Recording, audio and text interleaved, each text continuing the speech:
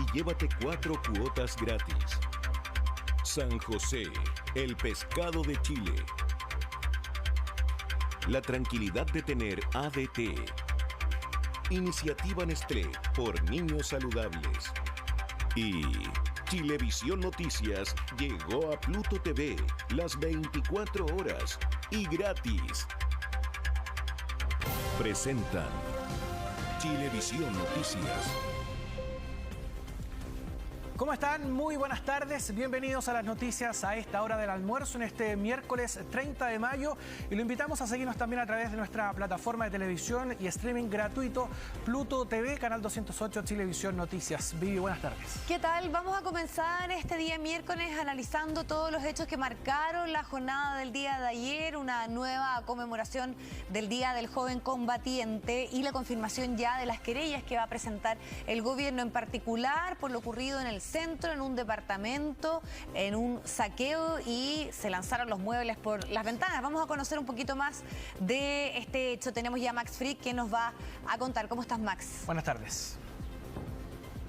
Hola, David. Hola, Pato. ¿Cómo están? Muy buenas tardes. Sí, incidentes que se produjeron desde muy temprano ayer en el contexto de la conmemoración del día 29 de marzo, Día del Joven Combatiente, día en el que se recuerda un lamentable hecho que es el homicidio de los hermanos Vergara Toledo, y que da paso a una serie de conmemoraciones, manifestaciones en distintos puntos del país, pero que ayer lamentablemente terminaron con varios incidentes. Uno de ellos, y tal vez el más grave, el que se produjo en plena Alameda con calle San Francisco, donde un grupo de manifestantes que iban transitando por ese sector tuvieron un altercado con el dueño de un departamento que se ubicaba en el 5º piso de este edificio de Alameda 77-6 en la comuna de Santiago Centro, en donde lamentablemente se produce una discusión. Según los manifestantes denuncian un supuesto hecho en el cual esta persona los habría insultado y habría orinado hacia la calle. Bueno, esa versión que tendrá que corroborarse. De todas formas, esto no justifica la reacción de esta turba que ingresa al edificio, cerca de 50 personas, burlando todos los controles de conserjería. Se dirigen hasta el piso 5º, toman hachas, extintores que estaban al interior de este recinto, evidentemente de emergencia, para combatir algún incendio, y es en ese contexto que utilizan estas herramientas para romper la puerta de acceso a este departamento 53, entran, golpean a este sujeto, proceden a vandalizar este hogar, incluso arrojan algunos muebles por la ventana, con todas las consecuencias que esto podría tener, que le hubiese caído una persona en la cabeza, podría haber tenido consecuencias fatales. Bueno, no conformes con eso, bajan a esta persona hasta el primer piso, donde lo siguen agrediendo, incluso le sacan mechones de pelo que pudimos registrar que aún estaban durante esta jornada en la conserjería. Se retiran de este lugar, llega rápidamente Carabineros, logra prestarle la primera ayuda a esta víctima, lo trasladan hasta un centro asistencial en donde se le constatan estas lesiones, pero lamentablemente hoy en el balance al cual asistimos de Carabineros junto al Ministerio del Interior se comunicó que no hay detenidos por este hecho. Sorprende bastante porque había personal COP de control de orden público en las calles y tal vez pensaban los residentes de este edificio que se podría haber actuado más pronto y tal vez haber detenido a alguna de las personas que participaron de este acto vandálico. Vamos a escuchar declaraciones de vecinos que estaban en este lugar cuando se produjo este ataque a este dueño de su departamento, quien resultó con lesiones. Llego, está todo este caos, subo el ascensor con tierra, camote, llego al departamento, a mi piso, piso 5, la puerta de mi vecino destrozada, destruida, el extintor hecho bolsa. Parece que el vecino tiró unos comentarios hacia la muchedumbre, ¿cachai? Y al parecer entraron acá de manera en horda y dejaron la embarrada. Bueno, un hecho bastante grave, así por lo menos lo catalogaron las autoridades durante esta jornada en el balance.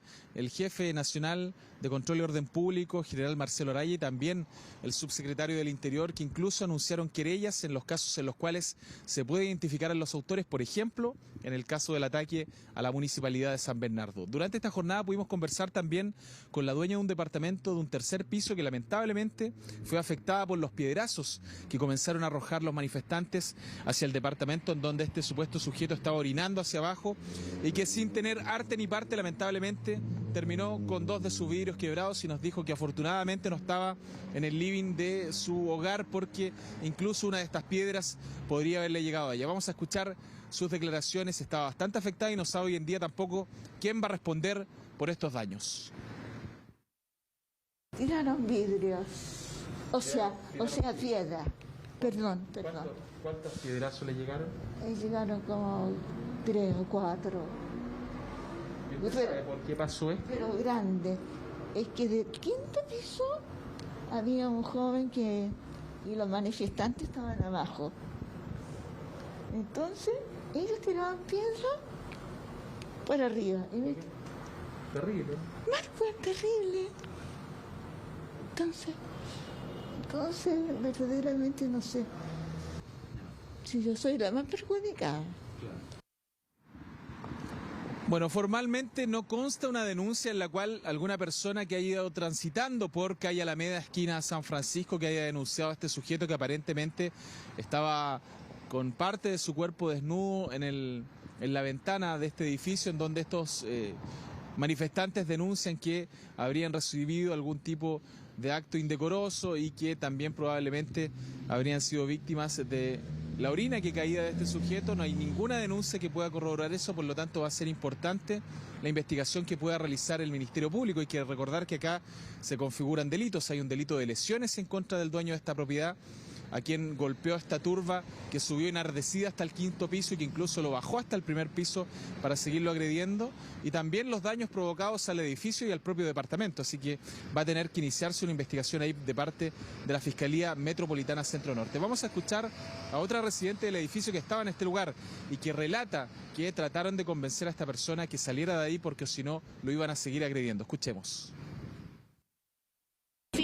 El mismo conserje salió y le dijo que por favor él salió acá afuera y le dijo, métete y deja de estar tirando, haciéndole cosas, váyase, métase a su departamento.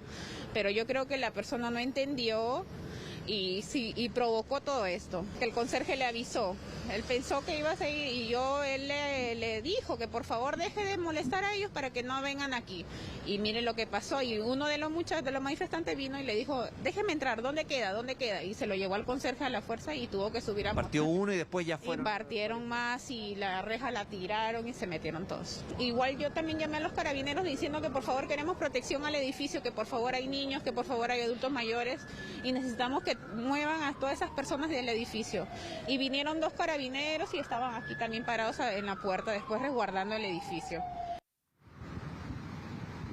Bueno, ya lo decíamos que durante esta jornada el gobierno, a través de la delegada presidencial y también del subsecretario del Interior, Manuel Monsalve, anunciaron querellas en el caso que se pueda comprobar inicialmente la participación de personas en este y otros delitos. Por ejemplo, ya lo decíamos, el ataque al edificio consistorial de la Municipalidad de San Bernardo, en donde un grupo de estudiantes ingresaron ayer cerca del mediodía, destruyendo las mamparas de acceso y también dañando parte del mobiliario al interior de la zona del área social en el 1er piso de este edificio, incluso lesionando a una trabajadora. Dijo el subsecretario del Interior que eran hechos gravísimos, que eran intolerables porque es un servicio que se presta a la comunidad en ese sector del municipio, por lo tanto no iban a tolerar este tipo de actos vandálicos. Escuchemos a las autoridades de gobierno que dan también pie a esta posible querella que van a presentar de encontrarse responsables por estos delitos. En ese caso de San Bernardo se sabía que habían 2 detenidos, uno de ellos incluso era un menor inimputable, menor de 14 años,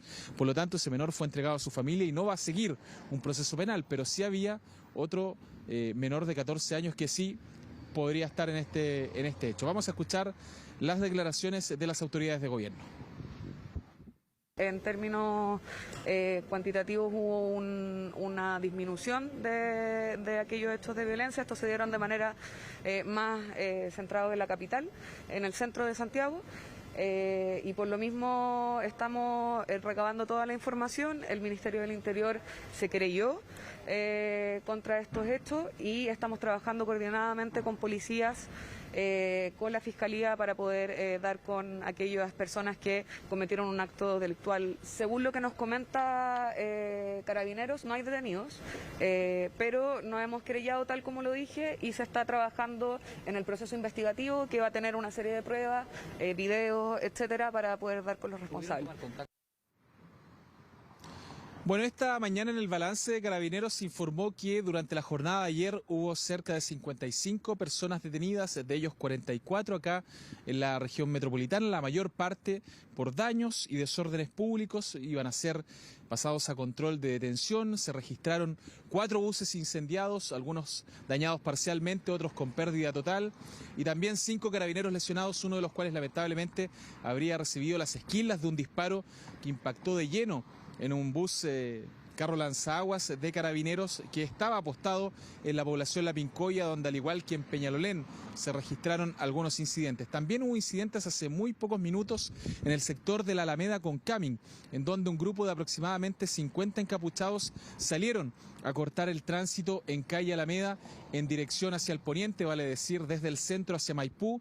Mantuvieron cerca de 10 minutos el tránsito vehicular cortado hasta que llegó personal COP de control de orden público de Carabineros para pedirles que se retiraran del lugar. En ese momento se inició una barricada incendiaria que no permitía el tránsito vehicular. Carabineros, a través de su carro lanzaguas, apagó esta barricada incendiaria y hizo esto que gran parte de los manifestantes de ese lugar se dispersaran. Sin embargo, algunos que estaban con palos y también portando algunas piedras comenzaron a atacar a Carabineros, haciendo que estos carros de control de orden público retrocedieran. Vamos a escuchar de autoridades de gobierno y también del propio general Marcelo Araya el balance de este Día del Joven Combatiente, que lamentablemente dejó a 5 carabineros lesionados. 4 buses de transporte público que resultaron dañados, uno de ellos con pérdida total. Resultaron 3 personas civiles lesionados con distintos grados o carácter, y también 5 carabineros lesionados entre lesiones de carácter grave, menos graves y leves. También hubo situaciones que nos preocupan, como fue, por ejemplo, el lanzamiento de fuegos de artificio en contra del personal, y que también esto puede provocar daños a terceros. El lanzamiento de armas, pues mediante armas de fuego, disparo en contra vehículos institucionales, y también daños a instalaciones, algunos cuarteles y también edificios públicos, como lo fue la municipalidad, que es uno de los casos que se vio lamentablemente en la comuna de San Bernardo. Y otro hecho que fue también de notoriedad en el centro de Santiago, donde un grupo también de manifestantes ingresó al 5º piso aquí de un edificio en Avenida Alameda. Uno puede decir que este año hubo un 50% menos de hechos de desorden público, de violencia a lo largo de Chile. El año pasado fueron 154, este año fueron 78 hechos de desórdenes públicos o de violencia. O sea, ha habido una disminución objetiva el día 29 de marzo. También hay una disminución sustantiva en la cantidad de personas detenidas en el marco de los desórdenes públicos. Pero creo que lo más importante es que no tenemos que lamentar ningún lesionado grave. Lamentamos que haya 5 funcionarios de Carabineros lesionados. Afortunadamente ninguno está en riesgo vital. Y respecto a esos hechos violentos, la conducta del gobierno es una sola: rechazarlos, pero además hacerse parte desde el punto de vista judicial en perseguirlos. Bueno, para hacer un desglose, fueron 35 personas detenidas por desórdenes, 11 por daños, 3 por la ley antibarricadas y 2 por ley de control de armas. Así que seguramente vamos a estar atentos a las personas de esas detenciones que pasen a control de detención, y los que queden apercibidos. Seguramente va a haber un desglose ahí de parte de la Fiscalía. Afortunadamente ninguno de los carabineros resultó con lesiones de riesgo vital, sí uno con una lesión grave en la población La Pincoya, y seguramente se va a seguir investigando este caso en este edificio de Santiago Centro, en donde lamentablemente este grupo enardecido de sujetos llegó e intentó linchar a este residente, que aparentemente, según lo que decían los vecinos, habría provocado esta turba, y posteriormente fue bajado incluso al primer piso, destruyendo su departamento y además lanzando objetos por una ventana. Claro, una situación sumamente compleja que se vivió ayer en el centro. Muchísimas gracias, Max. Bien, y en otro de los hechos que tiene relación con esta jornada de protestas, durante las últimas horas hay un grupo que apedreó y provocó graves daños en la municipalidad de San Bernardo. Vamos a tomar contacto con Carola Garrido, quien tiene el detalle de lo acontecido. Carola, buenas tardes. ¿Cómo estás, Carola? ¿Cómo están? Muy buenas tardes. Sí, en el municipio donde hoy se retomó el trabajo normal pese a estos incidentes que se produjeron ayer entre la 1 y las 3 de la tarde aproximadamente. Esa fue la información que entregó el alcalde, dando cuenta de un hecho del que serían responsables principalmente estudiantes. Al parecer, y según él contaba, eran todos menores de edad, lo que se instalaron primero en la Plaza de Armas, que está justo al frente del municipio, cruzando la calle, y ellos son los que en algún momento habrían comenzado a lanzar estas piedras. Contaba el alcalde y también algunos vecinos del sector que hace algunos meses, cuando Nora Cuevas todavía estaba en la administración del municipio, se había instalado una reja perimetral, de modo que la gente no podía utilizar un espacio que es público acá, y que ella lo había instalado precisamente porque también habían sido objeto de hechos de violencia durante su administración. Bueno, el alcalde, con la idea, el nuevo alcalde, con la idea de que la gente se sintiera más cercana al municipio, sacó esa reja hace algún tiempo y tampoco tenían los vidrios protegidos, y fue eso lo que habrían aprovechado estos estudiantes para destruir todos los vidrios que están ubicados en el frontis del municipio. Ahora, y por seguridad, tuvieron que poner unas latas para cubrir el acceso a las dependencias del municipio, pero en realidad fue un hecho condenado que, según el alcalde, no tiene que ver con motivaciones políticas, sino que él lo atribuye solo a una idea de hacer daño y de delincuentes, básicamente fue lo que él señaló. Escuchemos parte de los ambientes que grabaron personas que iban pasando por aquí y que dan cuenta de estos apedreos que sufrió el municipio.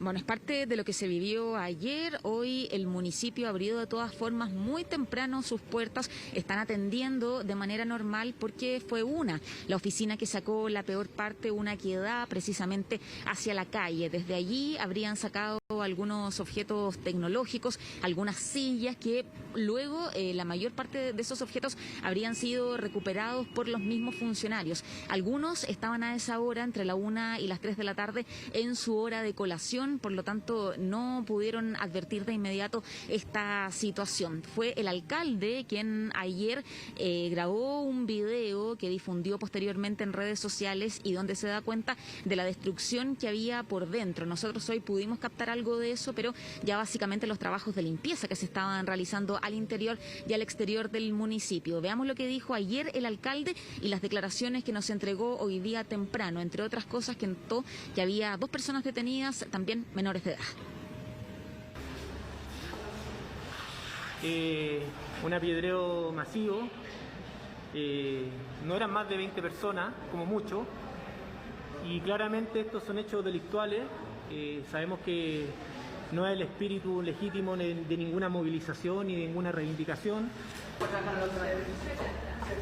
Acá fue donde se hizo más daño, de ingresar a la renta.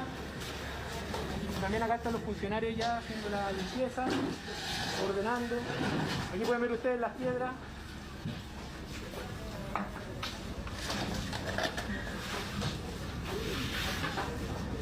Lo mismo que nos demoró varios meses construir en la plaza, es recuperable, son cosas materiales. Allá también se puede ver el daño que está en este lugar.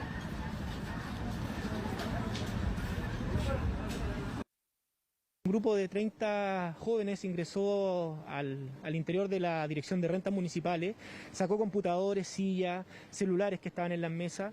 A través de nuestras cámaras pudimos identificar a todas estas personas. Hemos puesto ya querellas para poder que respondan al daño causado al patrimonio de la casa de todos los sanbernardinos, y además estamos exigiendo la responsabilidad de los padres porque son menores de edad, y en esto no queremos pasar por alto esta situación, no la queremos normalizar.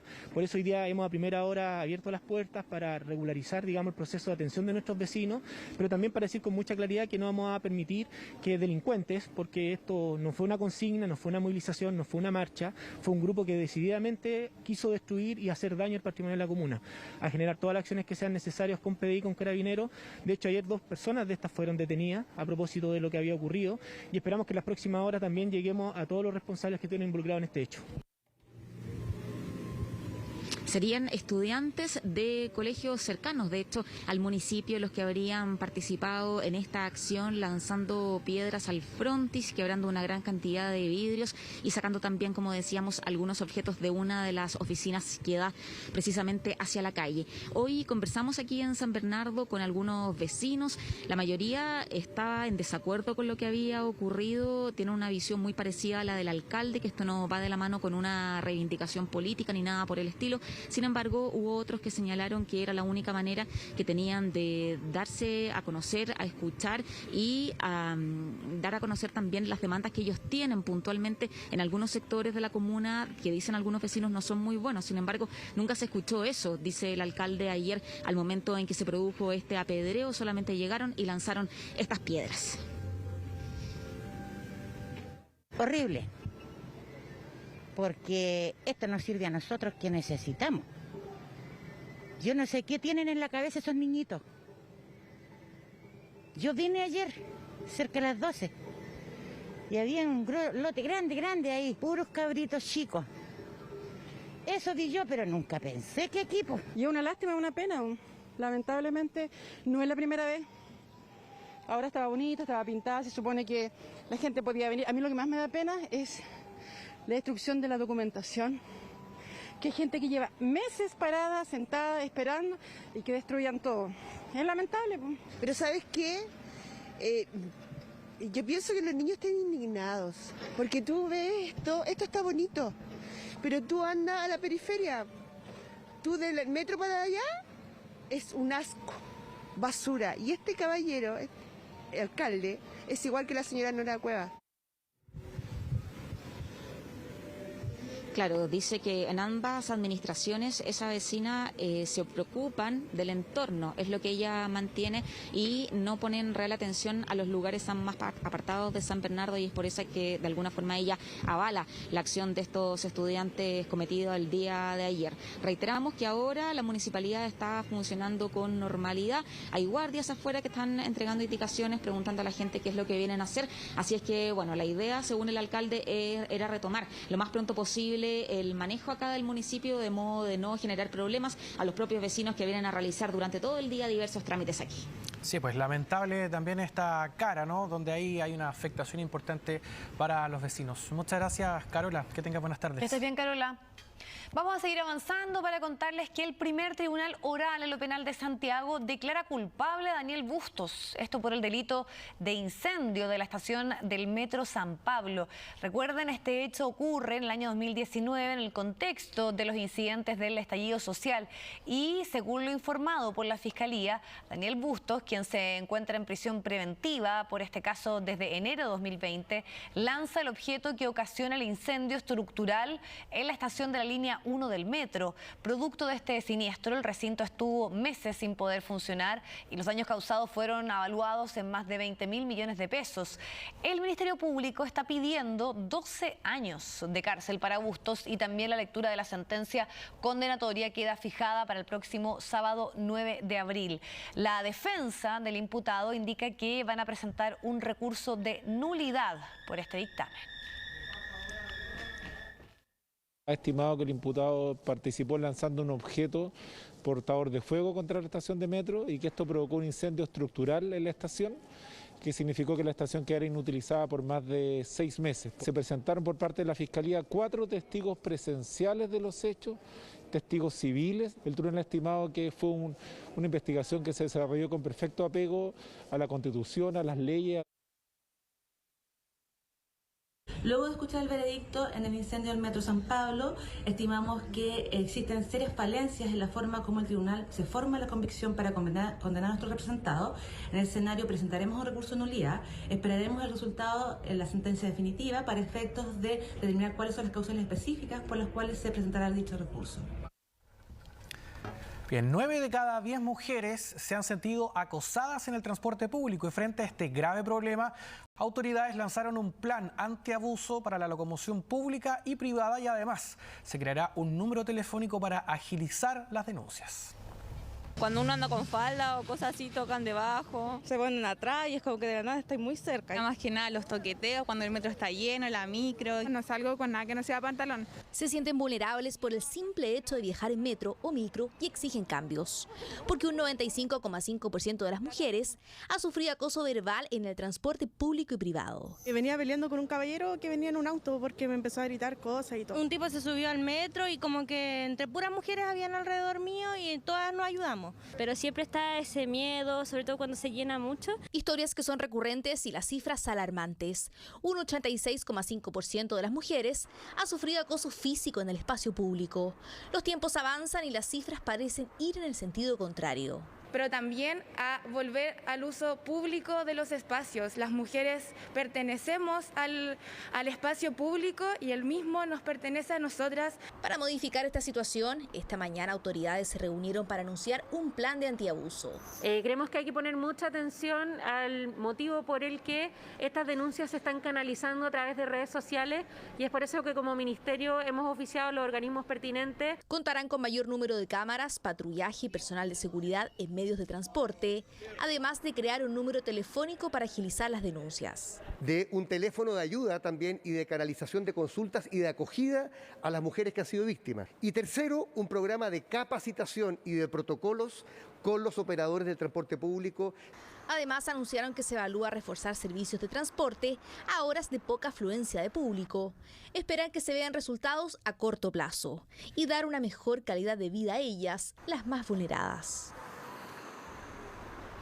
Bueno, hoy es el segundo día de juicio en contra de Nicolás Cepeda en Francia y vamos a establecer de inmediato la comunicación con Roberto Cox para conocer sobre todo lo que significó esta declaración de un policía, Roberto, que habría entregado información clave, relevante, incluso las pericias al computador de Nicolás Cepeda, donde encontró amenazas en contra de Narumi. Roberto, ¿tú nos cuentas? Hola Vivi, ¿cómo estás? Sí, fue una declaración muy larga, más de 2 horas, declaró David Born, policía de 39 años a cargo de toda esta investigación. Fue una declaración tan larga que a veces cuesta mucho ordenar las ideas de todo lo que se dijo, porque primero se fue en orden cronológico, luego se volvió el tiempo atrás para ver cómo poco a poco se fueron dando cuenta que Nicolás Cepeda estaba en la escena de un eventual delito. Bueno, él habla de esta famosa ida un 4 de diciembre con Narumi Kurosaki a un pueblo muy cercano acá a Besanzón. Voy a intentar resumir lo más breve posible la historia porque de verdad es muy larga. Pero ahí, al estar en Besanzón con Narumi, se dan cuenta por la tarjeta del celular de Narumi que finalmente ella estuvo en esa localidad y los investigadores fueron a un restaurante de la zona para finalmente darse cuenta por las cámaras, por los videos de las cámaras de seguridad, que ella estaba acompañada de un joven, quien resultaría ser Nicolás Cepeda. Lo descubrieron porque finalmente él paga la cuenta de ese restaurante con su tarjeta de crédito y de ahí más se descubre que él había hecho un montón de movimientos bancarios, como por ejemplo arrendar un auto, comprar estos famosos 5 litros de líquido combustible, los fósforos, el detergente, etcétera, y pone finalmente a Nicolás Cepeda como protagonista supuestamente de toda esta historia. Pero bien, detalles que no conocíamos, hablemos mejor de eso, detalles que no conocíamos en esta declaración. Por ejemplo, un supuesto embarazo de Narumi, un supuesto embarazo que ella habría contraído estando en Japón, en pareja con Nicolás Cepeda. Bueno, ella en julio decide venirse a vivir a Francia. Una decisión que tomó de sorpresa a Nicolás y que no le gustó para nada. El 8 de octubre finalmente ellos terminan esta relación y lo hacen en estos términos. Nicolás le dijo: te amo simplemente, a lo cual Narumi responde: jamás olvidaré que me embarazaste, tú nunca te sientes responsable de mi embarazo, de mi hijo. Y Nicolás responde: yo quería estar contigo, quería casarme contigo, quería tener hijos contigo, una familia, una casa, en momentos en que Narumi ya estaba en Francia, en que físicamente ya estaban separados. Y añade también Nicolás: yo no te decía siempre que deberías verificar eso, ¿por qué nunca querías ir al doctor haciendo referencia justamente al embarazo? Recuerda, yo quería que verificáramos eso antes que te fueras a Francia. No lo puedes negar, varias veces quise llevarte al doctor. Y Narumi contestó: tú solo me preñaste, palabras textuales que están en el expediente. Tú solo querías tener relaciones sexuales, le contesta ella. Bueno, la declaración es mucho más larga, pero da cuenta de un dato que ya se había esbozado en meses anteriores durante esta investigación, pero que ahora es reconocido acá, en este segundo día de audiencia. En la sala a mi espalda, esta sala está completamente repleta, muchos estudiantes, esta es una ciudad universitaria, muchos estudiantes, en su mayoría mujeres, están presenciando el caso contra Nicolás Cepeda. Están los padres de Nicolás, está la familia también de Narumi, y han sido una jornada extensísima que empezó alrededor de las 9 de la mañana justamente con la declaración de este policía. Los quiero invitar a escuchar qué dijo en uno de los tantos recesos que ha habido durante el día. ¿Qué dijo respecto de todo esto la abogada de la familia Kurosaki respecto a la eventual responsabilidad que tendría Nicolás Cepeda en todo esto? Escuchemos. Pour l'instant, nous en sommes uniquement à l'exposé par les services de police de Estamos escuchando el testimonio de los servicios de policía. Los investigadores nos señalaron que hay nuevos videos y seguramente serán exhibidos más tarde. Vidéos et qui probablement seront exploités plus tard. Donc, pour l'instant, on en est encore là. ¿On pourra regarder cette vidéo? ¿Vamos a poder ver este video? Por ahora es un incidente en la audiencia que intentaremos resolver. Davantage pour l'instant. ¿Vamos a poder ver este video? Le preguntábamos a la abogada de la familia Kurosaki, porque es un video que causó mucha polémica, o mejor dicho, que podría causar mucha polémica, porque acá en la sala, la misma defensa de Nicolás, el chileno, se negó tajantemente a que este video se expusiera. ¿De qué se trata este video? Es un video aportado por el policía investigador de este caso, de las cámaras de seguridad que están en la residencia universitaria donde vivía Narumi. Son cámaras de seguridad que dan cuenta de un personaje misterioso que a altas horas de la madrugada merodeaba por la zona de la residencia. Y ustedes dicen, bueno, cualquier persona puede pasar por esta residencia. Pero en circunstancias normales, en un día de invierno, en diciembre, que hace mucho frío de noche, esas cámaras no tienen prácticamente ningún movimiento durante la noche. De hecho, decía este policía investigador que en días anteriores a la llegada de Nicolás a Besançon, entre las 12 de la noche y las 7 de la mañana no se movía un alma por la zona. Sin embargo, desde que llegó Nicolás acá a Besançon, se veía a este personaje provisto de un abrigo negro largo, una capucha, zapatillas blancas, pasar 1, 2, 3, 4 veces frente a la residencia de Narumi, que incluso en alguna oportunidad sacó fotos. Ahora bien, el mismo policía dice que estas cámaras de seguridad no tienen buena calidad, así que no se logra percibir el rostro mismo de Nicolás. Pero habla de una persona que durante varios días seguidos, cuando ya se sabe que la geolocalización del auto de Nicolás estaba aparcado en la residencia universitaria, este individuo se paseaba por alrededor de la residencia. E incluso se nombró a algunos testigos, mujeres que vivían en esta residencia universitaria, que dan cuenta de un hombre desconocido, que se lo encontraron en la escalera y en la cocina. Un hombre de aspecto latino, de 1,70 m, que hablaba español y que hablaba inglés con acento norteamericano, pero que no hablaba francés. Pistas que podrían eventualmente conducir a Nicolás Cepeda, que se están dando a conocer, ya se conocían, pero se están dando a conocer detalles justamente en este juicio. Juicio que yo les decía está siendo también observado por muchos estudiantes. 120.000 personas, habitantes tiene esta localidad de Besançon, una localidad mayormente universitaria, y acá se han dado cita muchos estudiantes que están interesados en el desarrollo de este caso, y en su mayoría mujeres. ¿Qué nos dijo una de estas estudiantes cuando le consultamos sobre las sospechas que existen en torno a Nicolás Cepeda? Escuchemos. Empezaron por la personalidad del imputado. Eso le dio un aire simpático, más allá de ser culpable o no. Luego sorprendió el desarrollo del caso. Hubo un efecto sorpresa con pruebas que fueron reveladas. Hay muchos elementos en su contra. Tiene dificultad para decir la verdad. No todo está claro en este caso. Una de las preguntas fundamentales que tendrá que responder Nicolás Cepeda ante el tribunal es, por ejemplo, ¿por qué compró un bidón de 5 litros con material, con líquido combustible?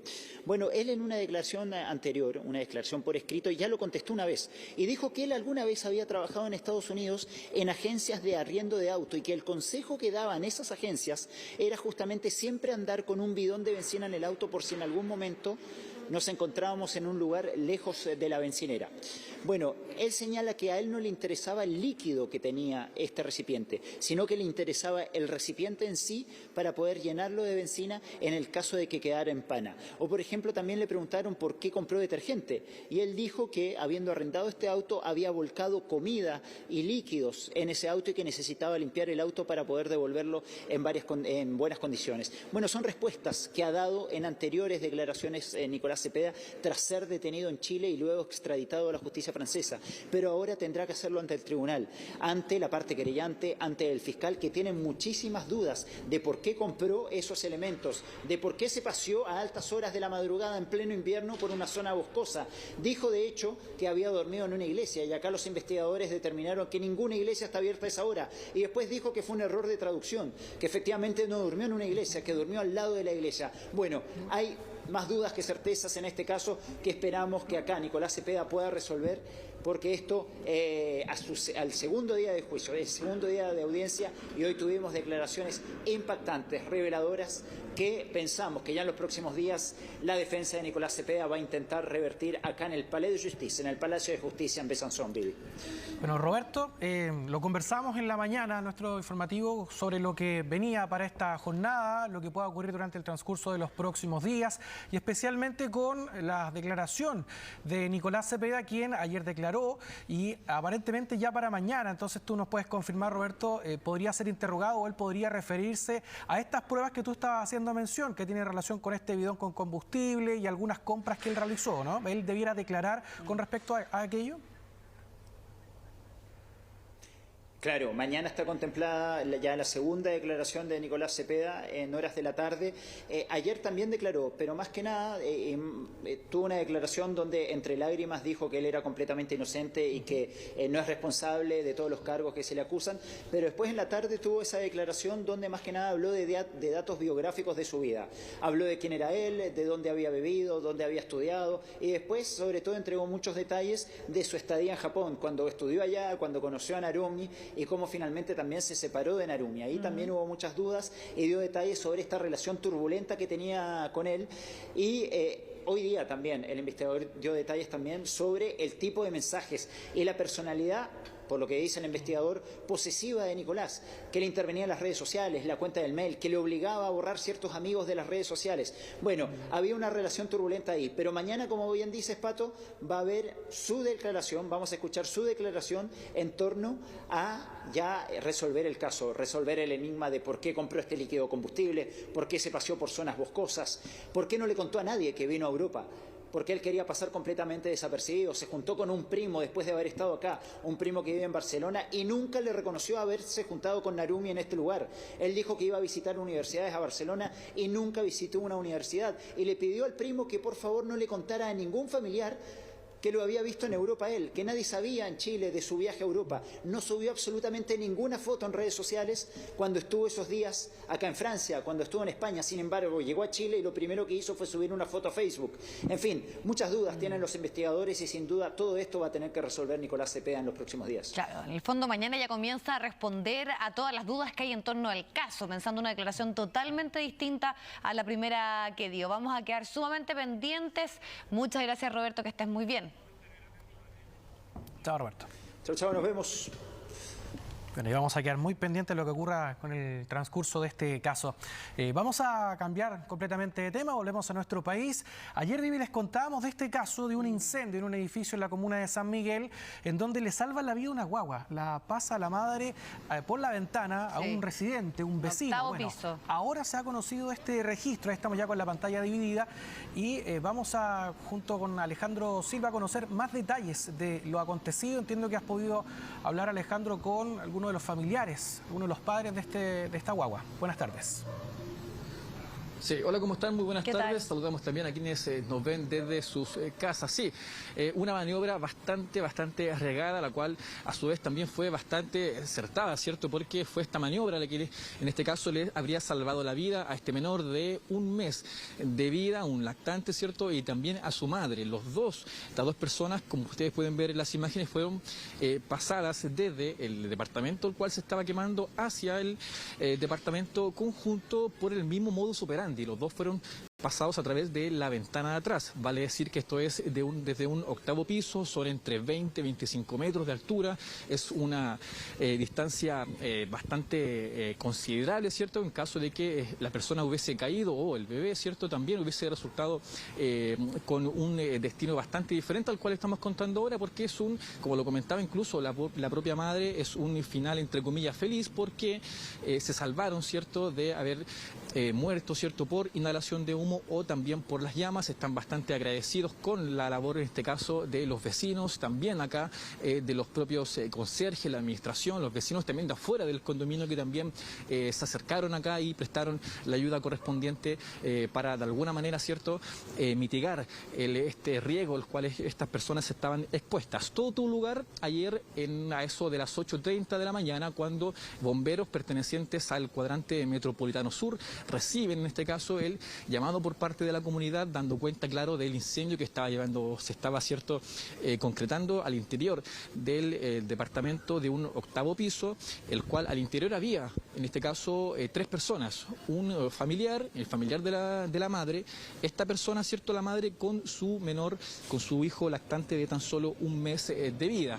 Es dentro de este contexto, en la llegada, en el transcurso desde que bomberos se dirige hacia este punto, hacia este condominio, que ocurren todos estos hechos, los cuales les estamos relatando, y también ocurren las imágenes que están apareciendo en pantalla, imágenes también bastante elocuentes, ¿cierto?, bastante gráficas, y que de alguna manera pueden mostrar y graficar cuál fue la sensación que se vivió en ese momento. De hecho, tuvimos la oportunidad de conversar con los padres de este lactante, ¿cierto?, en este caso con la madre y el padre, quienes nos entregaron sus apreciaciones, ¿cierto?, y cómo fue este dramático y tenso momento el cual vivieron el día de ayer. Vamos a escuchar lo que nos dijeron. Fuego, que yo me ahogué y escuché que me gritó el señor Henry, salí, pero yo no podía salir porque se estaba cayendo las cosas. Lo que opté fue por correr hacia la ventana, la abrí y empecé a gritar ayuda, ayuda, ayuda. Yo estaba ahogada y fue cuando respiré, yo no vi si mi bebé estaba bien, yo estaba muy asustada, no quería verlo. No sabía si estaba desmayadito, porque yo agarré mucho humo. Me pasé para este lado de la ventana, o sea, como para el lado afuera, y la gente me gritó, no te vayas a tirar. Yo no me iba a tirar, sino era sacar el bebé para que se oxigenara. Cuando de repente vi que la ventana de al lado unos vecinos rompieron, y yo agarré a mi bebé, y como pude, lo medio lancé. Y le agarraron la piernita, un vecino le agarró la piernita y lo logró, o sea, agarrarlo. Y luego yo lo que sé que a mí me dieron la mano, yo sentí fuerza en la mano y como pude pasé por la otra ventana. Estoy trabajando cuando mi jefe llega y me dice, Orlando, se está incendiando un departamento donde el edificio donde tú vives. Verifica que no sea donde estás viviendo tú. Cuando él me dice así, yo no le pregunté nada, sino que salí corriendo y vine mollejado. Cuando me acerco aquí a la cerca de aquí, en la entrada del edificio, miro hacia arriba y la veo a ella en la ventana del cuarto. Cuando la veo así con el bebé, la puerta de esta está cerrada, no me quiere abrir, y yo me salto. Cuando me voy a saltar, la puerta abre y yo me bajo y salgo mollejado. La veo a ella y le digo que ella que se quede ahí, que no vaya a hacer nada. Trato de subir, no subía por el ascensor. Cuando subí al ascensor, que me abre en el piso 8, la puerta del ascensor la abre y eso está invadido de humo. El humo me ataca. En el pasillo ya. Sí, en el pasillo. Eso está negro. Una nube negra recha que no se podía. Me intoxicó y en eso me estoy desvaneciendo, me estoy desmayando y pude presionar el botón de cerrar y me abrió en el piso 7. Unos compañeros me ayudaron. Claro, según lo que comentan, es cierto, estos padres, los cuales están bastante agradecidos también con la comunidad, ¿cierto? Fue bastante complicado, en este caso el padre, para él, por ejemplo, que trabaja, según nos comentó hace un par de minutos atrás, la cercanía de acá, desde este punto, entre 3 cuadras aproximadamente queda su lugar de trabajo. Cuando le dan aviso a esta persona, ve en el transcurso del trabajo hacia acá, hacia este condominio, que ya ve el humo negro, ¿cierto?, el cual salía desde el interior de acá del condominio, se acerca y al ver, claro, que era su departamento el que estaba siendo incendiado, claro, esta persona se pasa por la reja incluso porque no esperó a que el conserje le abriera la puerta. Con la desesperación, ¿cierto?, subió, casi pierde el conocimiento y sin embargo, al él no poder rescatar en primera persona, ¿cierto?, a su familia, es por eso que agradece en este caso el accionar por parte de los vecinos, de la administración y los vecinos acá al interior del condominio y también vecinos al exterior, personas que estaban pasando por este condominio fueron quienes dieron cuenta también de las llamas y es dentro de este contexto que ingresan hacia este condominio y prestan la ayuda correspondiente. De hecho, tuvimos la oportunidad de conversar con estos rescatistas improvisados, ¿cierto?, que tuvieron la voluntad, ¿cierto?, de salvar la vida a estas personas. Esto fue lo que nos dijeron. Los vidrios los reventó mi compañero, él fue el que tomó a la guagüita para sacarla y bueno, después yo ayudé a la mamá para poder pasar hacia acá, ahí es donde se muestran las ventanas. De adrenalina, obviamente, más que nada, pero bueno, había que hacerlo, pues si nadie, como te digo, nadie hacía nada, pues estaban todos grabando, que es lo que se preocupan todos. Tal vez la gente está en shock, no sé, pero nadie... Así que ahí yo pedí dónde están las escaleras, dije yo, porque yo no vivo en el edificio, entonces no sabía dónde están las escaleras de emergencia. El chiquillo que va adelante patea la puerta, la abre, saca una de las hojas de la ventana, la otra no la pudo sacar porque estaba fija, la rompe con el extintor. Lo hicimos y después pasamos a la chiquilla. Claro, ¿cierto? Bastante osada y bastante temeraria también el accionar, ¿cierto?, en este caso de los propios vecinos en conjunto con vecinos exteriores acá al condominio, no solamente vecinos al interior y también, claro, la administración quienes fueron los que de alguna manera ayudaron, ¿cierto?, con el pasar de estas personas desde el departamento que se estaba incendiando al otro y esto fue claramente lo que ayudó a que estas personas no estuvieran en peligro. Afortunadamente solo fue la inhalación de humo lo que habría traído más de alguna complicación, sin embargo con el pasar de las horas fueron atendidos y ahora se encuentran en buen estado. Sin embargo, lo que están solicitando sí es una ayuda correspondiente, si se pueden acercar acá a este condominio durante hoy día de la noche entregaremos un completo informe para que las personas puedan saber dónde pueden ayudar a esta familia. Bien, angustiante esta situación, sin duda, queda aún más graficado con este registro que hemos conocido, Alejandro, y afortunadamente se encuentran bien tanto la guagua también como su madre, que ahí también la observamos en este video. Que esté muy bien, buenas tardes. Eso es lo más importante.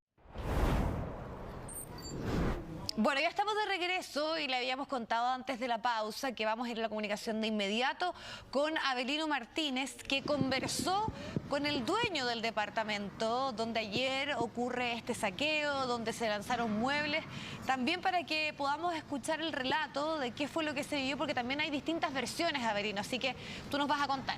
Avelino, buenas tardes.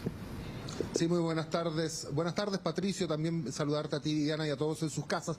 Durante esta mañana pudimos conversar, hace muy pocos minutos atrás, realmente con Claudio Pacheco. Él es el dueño de este departamento que, como ustedes señalan, fue saqueado el día de ayer. Él nos indica que aproximadamente, lo que él calcula al ojo, es que 60 personas ingresaron a su departamento, lo golpearon de manera bastante violenta, es por eso que él debió ser trasladado hasta un centro asistencial.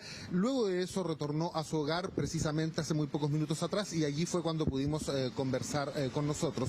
El relato que él entrega es que él llega a su departamento y aproximadamente a los 5 minutos comienza a sentir que había personas que estaban golpeando su puerta. Él intenta salir, sin embargo ellos logran derribar finalmente la puerta de acceso al domicilio e ingresan. No conversan nada con él, nos dice, solamente comienzan a golpearlo de inmediato y a lanzar también sus muebles por la ventana, también a destruir todo lo que él tenía en su casa. Según lo que él nos indica, él vive con 2 personas y habrían sido estas personas las que habrían tenido un altercado con los manifestantes que se encontraban en este sector de la Alameda, específicamente en la Alameda con San Francisco. De hecho, el edificio en donde ocurre todo esto, hace unos años atrás ocurrió una tragedia, recuerden ustedes, cuando hubo un recital de punk durante la noche en el que hubo una estampida humana y varias personas fallecieron. En ese mismo edificio es donde ocurre finalmente esta situación. Las personas logran ingresar porque no hay rejas que impidan el acceso y suben hasta el 5º piso, específicamente el departamento 503, y allí ingresan y golpean a esta persona que es el dueño del departamento, Claudio Pacheco. Las personas que estaban con él, que vivían con él, logran refugiarse y finalmente salen ilesos de esta situación. Sin embargo, él es el que lleva la peor parte. Nos decía que fue golpeado en varias oportunidades, terminó con algunos cortes en su cabeza y también, ustedes lo van a ver en imágenes, la evidencia de los golpes, un ojo en tinta, por ejemplo, y también nos decía que resultó con un corte profundo en una de sus piernas. Tenemos sus declaraciones, vamos a pasar a revisarlas de inmediato. Ocurre simplemente que llegué, no me di cuenta, están las cámaras, me pueden ver a la hora que yo ingreso. Saludo al conserje, subo, entro en mi habitación y básicamente a los 5 minutos aproximadamente siento que hay fuertes golpes y una turba queriendo entrar, entonces y no se pudo hacer nada. Los tipos, cuando yo ya llegué a la puerta, ya la puerta estaba rota y estaban entrando, ya no los pude evitar porque eran muchos. Los tipos una violencia extrema, me golpearon, me patearon y bueno, no me pude defender más. ¿Vives con otras personas ahí? ¿Ellos habrían tenido este altercado? Supuestamente, no lo sé. Eso no lo sé, tampoco me lo han contado ellos. ¿Tú vives solo acá? Yo vivo solo y ellos son unos colegas que conozco, les estoy haciendo un favor para tenerlos. ¿Cuántas personas eran aproximadamente? ¿Quiénes? ¿La gente, mis amigos? Como 2, 3. Bueno, Avelino, ahí está parte de esta conversación que tú mantuviste con el dueño de este departamento, o al menos quien residía al momento de ocurrido estos hechos. Él que señala además es que va a ser parte de alguna acción judicial, se va a querellar, ¿hay algún avalúo de los daños provocados, por ejemplo? Le preguntábamos precisamente sobre eso, él llegó hace muy pocos minutos atrás, nos decía que su casa está completamente destruida, de hecho en un rato más nos permitiría el acceso a ella, nos indicó para que pudiéramos evidenciar también lo que sufrió el día de ayer cuando esta gran cantidad de personas ingresa a su departamento. Él nos decía que hasta ahora además tampoco se han comunicado con él autoridades, nos señala que su teléfono fue robado además también en el proceso cuando estos sujetos ingresan al departamento. Conversábamos además con varios otros vecinos, una vecina del 3er piso también resultó con daños en su departamento ya que reventaron sus ventanales, las personas que estaban lanzando piedras desde afuera, y conversamos también con los vecinos que viven precisamente al lado de esta persona. Ellos nos indicaban que salieron a preguntarle a estas personas que estaban ingresando a este departamento qué es lo que ocurría, y ellos les habrían señalado que una persona les habría mostrado supuestamente los genitales desde su ventana, y eso habría motivado a que ellos subieran y finalmente ingresaran a este departamento. Otro vecino también nos señala que escuchó algunos de los gritos que las personas que estaban en este departamento propinaban y nos decían que iban dirigidos hacia carabineros. Por eso no entienden muy bien por qué finalmente estas personas se enfrascan en esta disputa y terminan ingresando finalmente a este edificio. Ellos, por supuesto, condenan esta situación, terminaron completamente asustados, atemorizados por los hechos, y de hecho están planeando poner más seguridad en el edificio para evitar que en situaciones futuras ocurra esto, ya que además nos dicen que la mayoría de los viernes deben también sufrir las consecuencias de las manifestaciones que se llevan a cabo aquí en la Alameda. Él hasta ahora no ha estudiado acciones legales, pero nos decía que por supuesto va a evaluar los daños en su departamento y va a conversar con un abogado para finalmente ver qué es lo que se puede hacer, porque hasta ahora tampoco hay detenidos por este hecho. Sí, para que quede claro dentro de este relato que entrega esta persona, porque acá hay una acusación que habrían estado realizando algún gesto obsceno. Él dice que serían otras personas que viven con él quienes aparentemente podrían haber realizado esta acción, ¿no? Él no. Sí, efectivamente. Él vive con otras 2 personas que trabajan, de hecho, en los alrededores de la calle San Francisco con la Alameda, cuidando autos. Ellos habrían sido quienes habrían tenido este intercambio con los manifestantes. Uno de ellos supuestamente les habría mostrado los genitales y eso habría motivado a que las personas subieran hasta el 5º piso y ingresaran a este edificio y finalmente destruirlo. Él señala que él llega aproximadamente 5 minutos antes y se percata que, por supuesto, hay una manifestación en las afueras de su edificio. Él ingresa a su casa, señala que se acuesta y es en ese momento que comienza a sentir los golpes en su puerta. Él se dirige a abrir la puerta, sin embargo, estas personas logran derribarla, ingresan y comienzan de inmediato a golpearlo. Él señala no saber qué es el motivo por el cual finalmente ocurre esta agresión y también el saqueo a su departamento. Señala que le roban el celular, que también lo golpean varias veces en la cabeza, termina con 2 cortes, de hecho, en su cabeza, un corte también en la pierna, y es por eso que cuando finalmente las autoridades logran controlar esta situación, él es trasladado de inmediato hasta la posta central. Una vez que él sale del lugar, vuelve hasta su domicilio. Estaban estas 2 personas, estos amigos con los que él vive. Sin embargo, estos individuos, de manera bastante violenta, no quisieron conversar con nosotros, nos lo hicieron saber, como les decía yo, de manera bastante violenta. Incluso uno de ellos golpeó nuestro micrófono y evitó en todo momento entregar declaraciones. Salieron ellos y finalmente Claudio Pacheco, que es el dueño del departamento y quien recibe además toda esta agresión, conversa con nosotros. Nos dice además que sus amigos no recibieron agresiones, ya que finalmente alcanzan a refugiarse en el departamento y después se confunden con la gran cantidad de personas que había al interior y escapan simplemente ilesos del lugar. Es el que se lleva la peor parte y además también le destruyen su domicilio. Esta es su casa, nos decía que la heredó hace muy poco tiempo después de la muerte de su madre y se vino a vivir aquí a este lugar y arrienda las piezas a personas que trabajan en el sector cuidando vehículos. Patricio y Diana. Claro, ahí se aclara un poco más en el rato que tú nos cuentas, pensando también en lo que él también te detalla de lo vivido ayer, pero es importante también esa investigación y la posibilidad que no se descarta de presentar algún tipo de querella por este caso. Y probablemente vamos a retomar más tarde contigo, Belino, porque tú nos decías que está la posibilidad de precisamente ver las condiciones que quedó este departamento. Gracias, Abelino. Bien, nos vamos ahora a la región de Valparaíso. Hay un incendio que se registró en el Cerro San Roque. Lamentablemente deja a una persona fallecida y hay 10 viviendas que han resultado destruidas. Marianela Estrada tiene el detalle de lo que ocurre allí. Buenas tardes. ¿Qué tal, Mane? Hola, ¿cómo están? Vivi y Pato, muy buenas tardes. Claro, este incendio que comenzó durante la madrugada, ustedes lo decían, en el Cerro San Roque, en la región de Valparaíso, específicamente en la calle Mayoco. Ahí fueron cerca de 10 casas las que fueron destruidas por las llamas, más 2 locales comerciales, lo que deja, según lo que ha dado cuenta bomberos, un poco más de 20 damnificados. Fue un incendio bastante grande donde se trabajó intensa y arduamente por parte de bomberos para controlar las llamas hasta que amaneció. Incluso fueron 8 compañías del Cuerpo de Bomberos de la región de Valparaíso que estuvieron trabajando en este lugar para poder controlar el fuego en las casas afectadas, 10 casas aproximadamente, 2 locales comerciales y ustedes también ahí lo mencionaban, hay una persona fallecida producto de este incendio y otra que aún no han podido encontrar. En un principio se reportaban 2 personas desaparecidas, finalmente se encontró un cuerpo, pero falta otra persona que aún no han encontrado según los datos que las mismas personas del lugar le han podido ir entregando a bomberos, que ya ha estado toda la mañana trabajando en la remoción de escombros de este lugar. Escuchemos qué era lo que precisamente decía bomberos con respecto al arduo trabajo que se tuvo que realizar durante toda la mañana para poder controlar este gran incendio.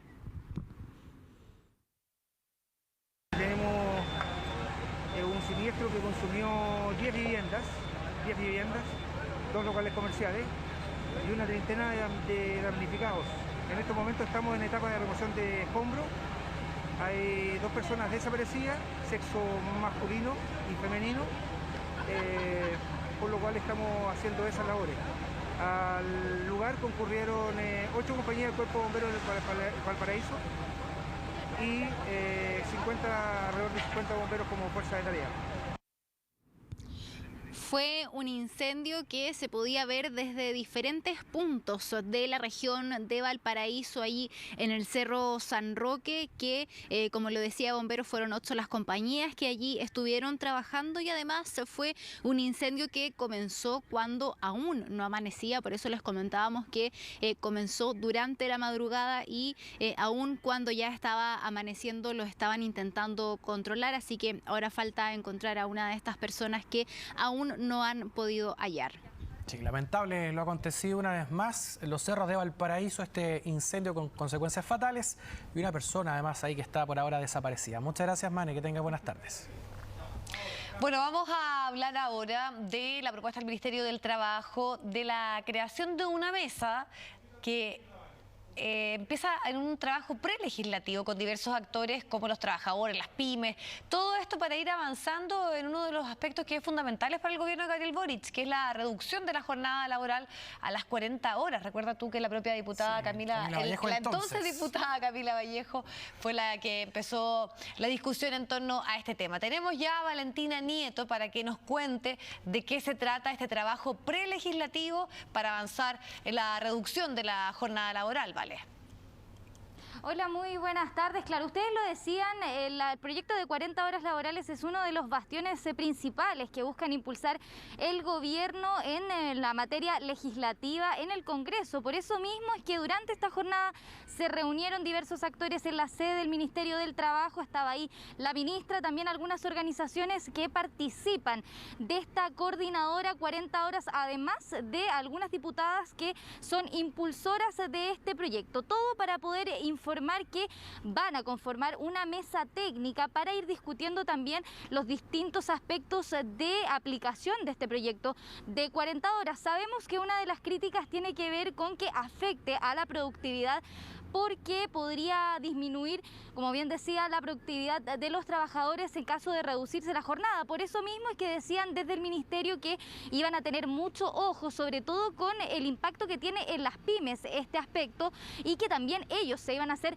partícipes de esta mesa técnica. Pero los invito a que pasemos a revisar parte de las declaraciones de la ministra del Trabajo, también de la diputada Carol Cariola sobre esta nueva mesa técnica y también de la aplicación del proyecto de 40 horas laborales. Y queremos anunciar que vamos a constituir una mesa técnica de trabajo a la cual vamos a invitar a participar además a más trabajadoras y trabajadores del país, así como también a las pequeñas y medianas empresas con las cuales esperamos reunirnos dentro de los próximos días para hacer el trabajo prelegislativo que nos permita que efectivamente cuando presentemos nuevamente indicaciones a la moción parlamentaria que levantaron las diputadas Carol Cariola y la actual ministra exdiputada Camila Vallejo, nos permitan, cierto, poder legislar este proyecto de ley, y hacerlo realidad. Este es un paso fundamental para la tramitación de un proyecto de ley que ha costado mucho, pero que hoy día estamos mucho más cerca, con este gobierno de nuestro presidente Gabriel Boric, de que sea una realidad.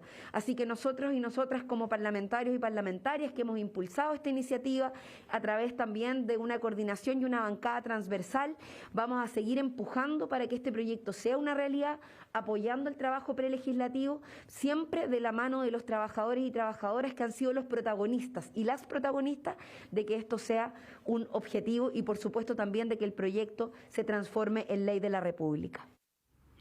Claro, y escuchábamos entonces parte de las declaraciones también de la diputada Carol Cariola, que hacía un punto bastante importante, que es un proyecto de ley que ha costado bastante tramitar en el Congreso. De hecho, ya llevaba 2 años en la sala del Senado y no había sido tramitada por la Cámara Alta, y ahora con la llegada del gobierno de Gabriel Boric se busca entonces impulsar esta iniciativa. Pero ha sido un proyecto que no ha estado exento de polémicas, de críticas, porque dicen, como les contaba, que esto podría afectar directamente a la productividad de los trabajadores. Por eso mismo es que se han hecho llamados intensivos desde varios organismos. De hecho, fue la presidenta del Banco Central quien también salió a dar una opinión al respecto. Decía que por el momento no se podía catastrar cuáles iban a ser los impactos colaterales de implementar esta reducción de la jornada laboral, pero que de todas formas se hacía un llamado directo a la administración de Gabriel Boric para poder implementarla de manera gradual, para así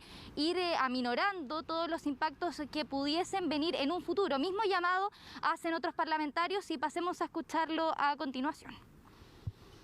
Nosotros somos abiertos partidarios de producir esta reducción de jornada laboral, pero a tener cuidado respecto a lo que nos pasó el 2005, en donde produjimos una baja horaria, pero también produjimos una baja en los salarios medios de los trabajadores, cosa que no quiere lograr nadie. El efecto de un ajuste en la jornada laboral depende sustancialmente de cómo se haga, más que solamente del impacto mismo, del tiempo que se entregue para que se prepare el efecto de la jornada laboral. Importa mucho de que se acompañe de elementos que permitan aumentos consecuentes de productividad.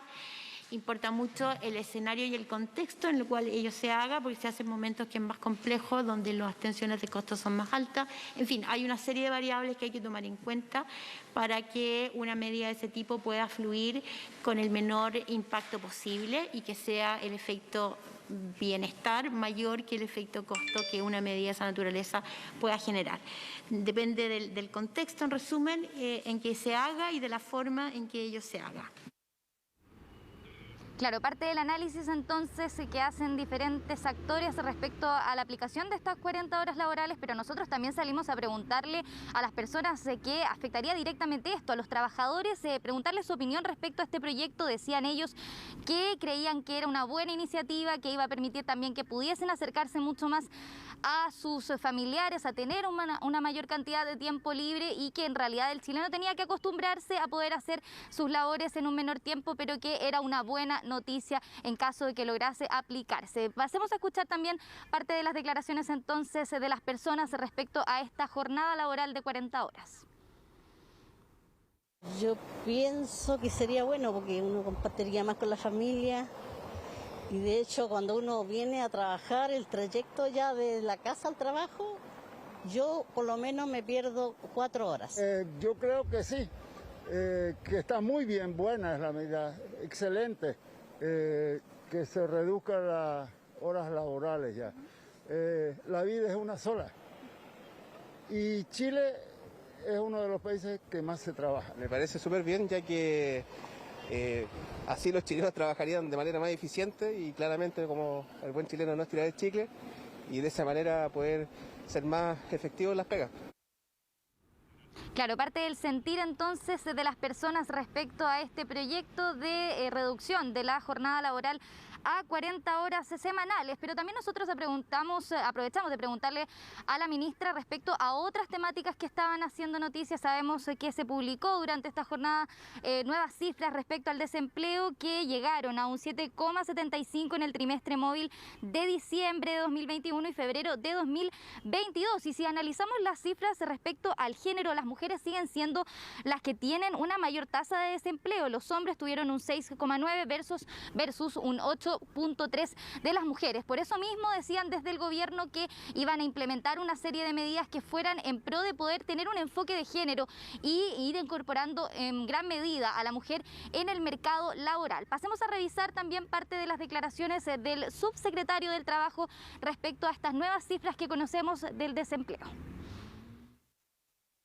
Bueno, como sabes, la situación económica y de empleo es una situación delicada y por lo tanto nosotros vemos estas cifras, nos ratifican de cierto modo que hay que poner un énfasis en recuperación de empleo laboral femenino, formal, y por lo tanto esperamos que el énfasis de las políticas de recuperación de empleo estén orientadas en esa dirección y en los próximos días Presidencia anunciará en el plan de recuperación inclusiva justamente cómo vamos a enfocar esas medidas en este grupo que nos parece prioritario, que son básicamente mujeres que hoy día necesitamos que se incorporen al mercado laboral, pero en empleos formales. Claro, parte de las posturas entonces respecto a temáticas económicas que tienen desde el gobierno de Gabriel Boric. Vamos a tener que quedar también muy atentos a cómo se va a desarrollar esta nueva mesa técnica que informan hoy en el Ministerio del Trabajo para ya el distinto trabajo legislativo, prelegislativo que se va a llevar para impulsar en el Congreso entonces este proyecto de reducción de la jornada laboral. Estamos de regreso y vamos a revisar temas internacionales junto a Mario Arriagada. Vamos a profundizar en torno a la posibilidad que por lo menos ayer se acercaba de un acuerdo entre Ucrania y Rusia. Tú nos actualizas, Mario.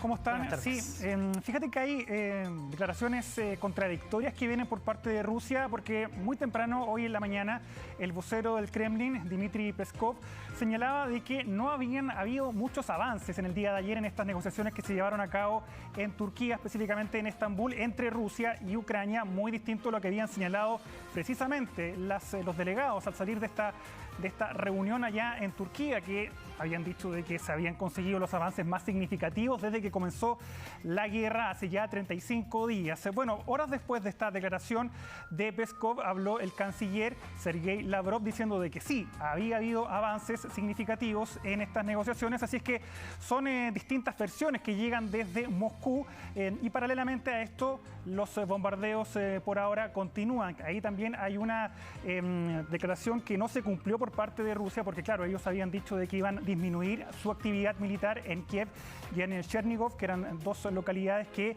aparentemente Rusia se iba a replegar en cuanto a sus soldados. Bueno, esto no ocurrió porque los bombardeos continuaron, según indicaron desde Kiev, desde Ucrania.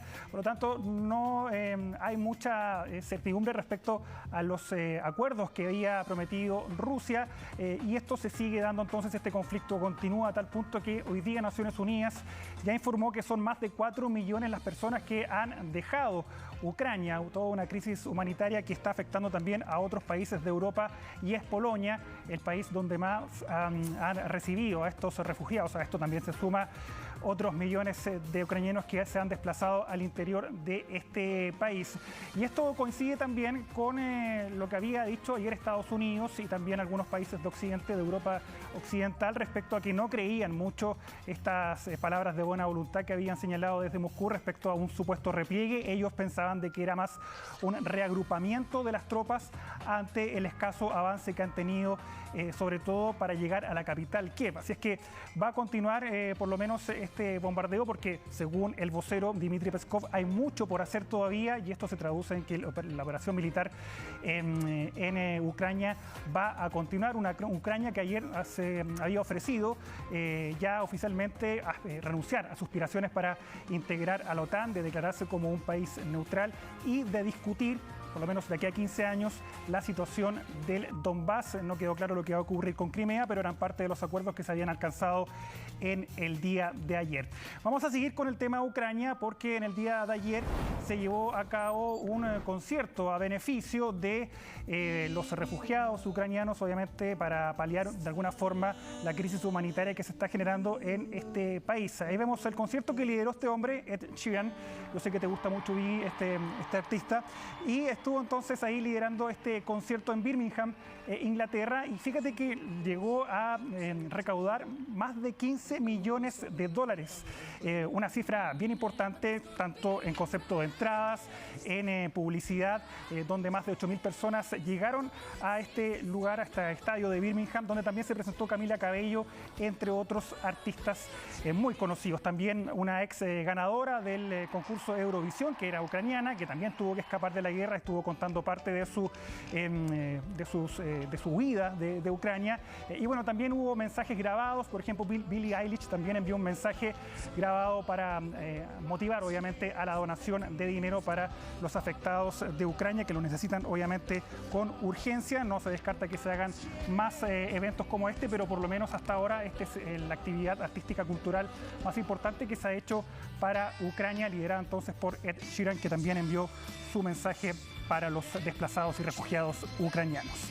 Vamos ahora hasta Israel, país que está en alerta máxima, porque fíjense que en tan solo 4 o 5 días se han repetido varios atentados terroristas. El de ayer fue el más mortífero. Ocurrió en un suburbio ultraortodoxo judío de Tel Aviv y dejó a 5 muertos. Si contamos al atacante, son 6 las víctimas fatales que dejó este hecho, que fue protagonizado, según las autoridades israelíes, por un ciudadano palestino de 26 años proveniente de Cisjordania, que disparó a quemarropa a distintas transeúntes que pasaban entonces por este lugar, primero en un barrio, después se dirigió hasta otro barrio. Ahí la policía logró enfrentarse a tiros con este hombre y que fue abatido. Yo les decía que habían ocurrido otros hechos similares hace unos días atrás, lo que ya eleva a 11 muertos en tan solo 4 días en Israel, producto de estos ataques terroristas, que ya lo han definido lógicamente así el gobierno del primer ministro Naftali Bennett, que ayer se reunió de urgencia con su equipo para ver cuáles van a ser las medidas que se van a tomar en los próximos días. Se vienen festividades religiosas muy importantes, tanto para judíos como para árabes. Por ejemplo, el viernes comienza el mes del Ramadán y también esta semana comienza la Pascua judía, que reúne y congrega a miles de personas en estas zonas. Por lo tanto, se va a redoblar la seguridad y no se sabe bien cuáles son o cuál era el objetivo de estos ataques, porque en los días anteriores los sospechosos, los que estaban detrás de estos ataques similares, tenían vínculos con el autodenominado Estado Islámico, este grupo terrorista, el ISIS, que no había todavía llegado de tal forma a territorio israelí, pero que bueno, ya están protagonizando este tipo de ataques terroristas y por eso las autoridades están en máxima alerta para determinar finalmente cuáles son las motivaciones de estos grupos, si tienen que ver también con la causa palestina. Por ahora no se ha comprobado ni confirmado esto, pero sí que tiene que ver, y estos lazos obviamente con ISIS que preocupan a las autoridades israelíes. Se llevó a cabo un multitudinario funeral para despedir entonces a estas 5 personas. La mala noticia, bueno, dentro de toda esta mala noticia, es que 2 de las víctimas eran ciudadanos ucranianos que habían escapado de la guerra, habían llegado a Israel hace unas semanas. Lamentablemente ellos también están dentro de estas 5 víctimas fatales, muy terrible obviamente, escapando de la guerra, se encuentran con este atentado terrorista que termina con sus vidas. Vamos ahora hasta Haití, un país que desde el magnicidio contra su presidente Jovenel Moïse el pasado 7 de julio del año 2021, la verdad es que ha enfrentado una espiral de violencia sin precedentes, secuestros que se dan todos los días. Entre 5 y 10 personas son secuestradas en Haití, la nación más pobre de América, y esto obviamente ha generado la indignación de los ciudadanos de esta nación, que en el día de ayer salieron en masa a manifestarse, no solamente en Puerto Príncipe, la capital, sino que en otras ciudades de este país. Dicen que están desamparados, que el gobierno, la policía, las fuerzas de seguridad no han podido hacer frente a esta ola de violencia, de secuestros, de asesinatos, y de hecho no solamente fue Puerto Príncipe, otras ciudades, por ejemplo, como Los Cayos, que vemos ahí, donde se registraron varias manifestaciones. Esta llegó hasta un aeródromo, donde esta avioneta terminó incendiada y destruida por los manifestantes. Claro, no es el único problema que está enfrentando Haití desde hace varios años. Son los desastres naturales, en la pobreza, en la inseguridad, la corrupción, en fin, muchos problemas que han generado la indignación de los ciudadanos de este país, que han salido a las calles entonces a exigir mayor seguridad, pero lamentablemente están desamparados, hay que decirlo. Haití, el país más pobre de América. Vamos ahora a lo que ocurrió en Colombia con los momentos de terror que vivieron pasajeros de un vuelo que se dirigía desde Medellín a Cartagena. Podemos escuchar el ambiente porque es realmente terrible lo que viven pasajeros cuando el piloto les dice de que tienen que hacer un aterrizaje de emergencia porque lamentablemente se había pinchado un neumático. Miren cómo reaccionan los pasajeros de este avión.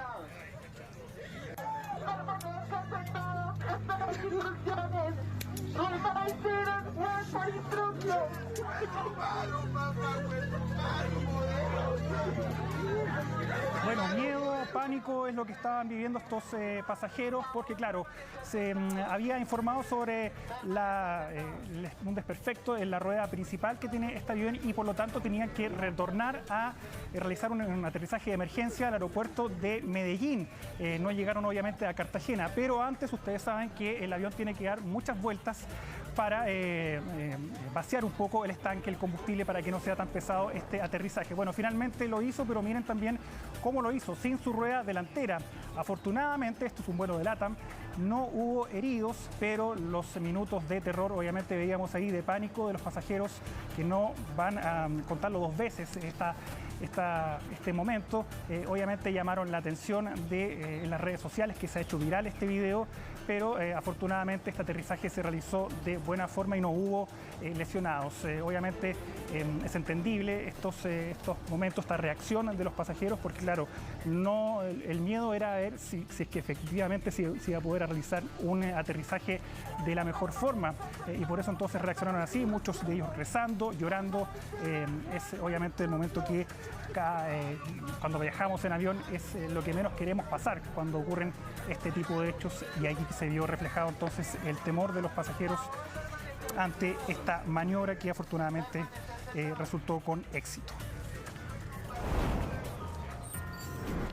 Bueno, vamos ahora hasta Australia, que está enfrentando graves inundaciones, como vemos en las imágenes. Un país que hace solo semanas atrás había enfrentado ya un fenómeno similar que había dejado más de 20 muertos. Bueno, ahora se repite la historia con lluvias torrenciales en Queensland, también en varias localidades de Nueva Gales del Sur, y que ha dejado hasta ahora 2 muertos y más de 15.000 evacuados. Según un estudio que se publicó hace unos días atrás, Australia es uno de los países que va a tener los mayores efectos por el cambio climático. Lo hemos visto, incendios devastadores que hace unos años dejaron a miles de millones de especies muertas, calor extremo, sequía y bueno, también esto, lluvia, que va a continuar por lo menos hasta el domingo esta semana. Por lo tanto, la alerta, y por eso se realizó esta evacuación de más de 15.000 personas, porque estas inundaciones, dicen, podría terminar en decenas de muertos si es que las personas no se retiran lo antes posible de sus hogares. Se emitió entonces el estado de emergencia en estas zonas, con calles convertidas en verdaderos ríos. Lamentablemente esto va a continuar, como les decía, hasta el domingo. 2 víctimas fatales y algunos decenas de desaparecidos también ha informado la policía, con un fenómeno lamentablemente que está cada año afectando de manera más agresiva a cada país, no solamente a Australia, lo hemos visto también en nuestro país, en Europa, en Estados Unidos. Lamentablemente el cambio climático está aquí para quedarse, y si no se hace nada, lógicamente estas imágenes lamentablemente se van a seguir repitiendo. Bueno, esta noticia fue dada a conocer hace pocos instantes y lógicamente ha generado mucho impacto en la industria del cine y del espectáculo, porque a los 67 años Bruce Willis se retira del cine. Lo dio a conocer su familia a través de un comunicado debido a una enfermedad que arrastraría este héroe, esta estrella del cine de acción, que se llama afasia y que tiene entre sus diversos síntomas un problema en el lenguaje. Obviamente es una noticia muy lamentable. De hecho, en este comunicado lo señalaba su familia, que fue firmado por sus hijas, por su esposa y también por su ex esposa Demi Moore, que sabemos vive y ha sido muy cercana a Bruce Willis.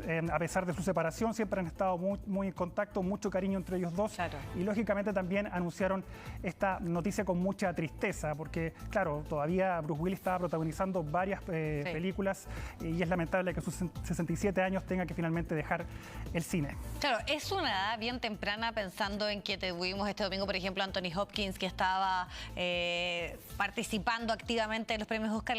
La afasia genera problemas para poder comprender o producir el lenguaje, y en el fondo tiene relación con un daño cerebral. Pero también es interesante lo que tú decías, que este es un comunicado que emite toda su familia, incluida su ex mujer Demi Moore, señalando que ya tiene que dejar su carrera, y lo hacen con una fotografía como él muy sonriente, con una toalla en la cabeza. Y hay que recordar que él partió por allá por los años 80, saltó a la fama por Luz de Luna, y de ahí también lo vimos, por ejemplo, en Armagedón, que estamos revisando, en Sexto Sentido, Pulp Fiction, entre otras películas que hacen que Bruce Willis sea uno de los nombres más reconocidos y más importantes de la industria de Hollywood, además también por los años que estuvo casado con Demi Moore. Así que es bien sorpresivo. Al parecer él ya estaba con problemas, pero no se había hecho pública esta problemática, que obviamente hace prácticamente imposible que pueda volver a actuar, pensando en un problema con el lenguaje, que es la principal herramienta de los actores.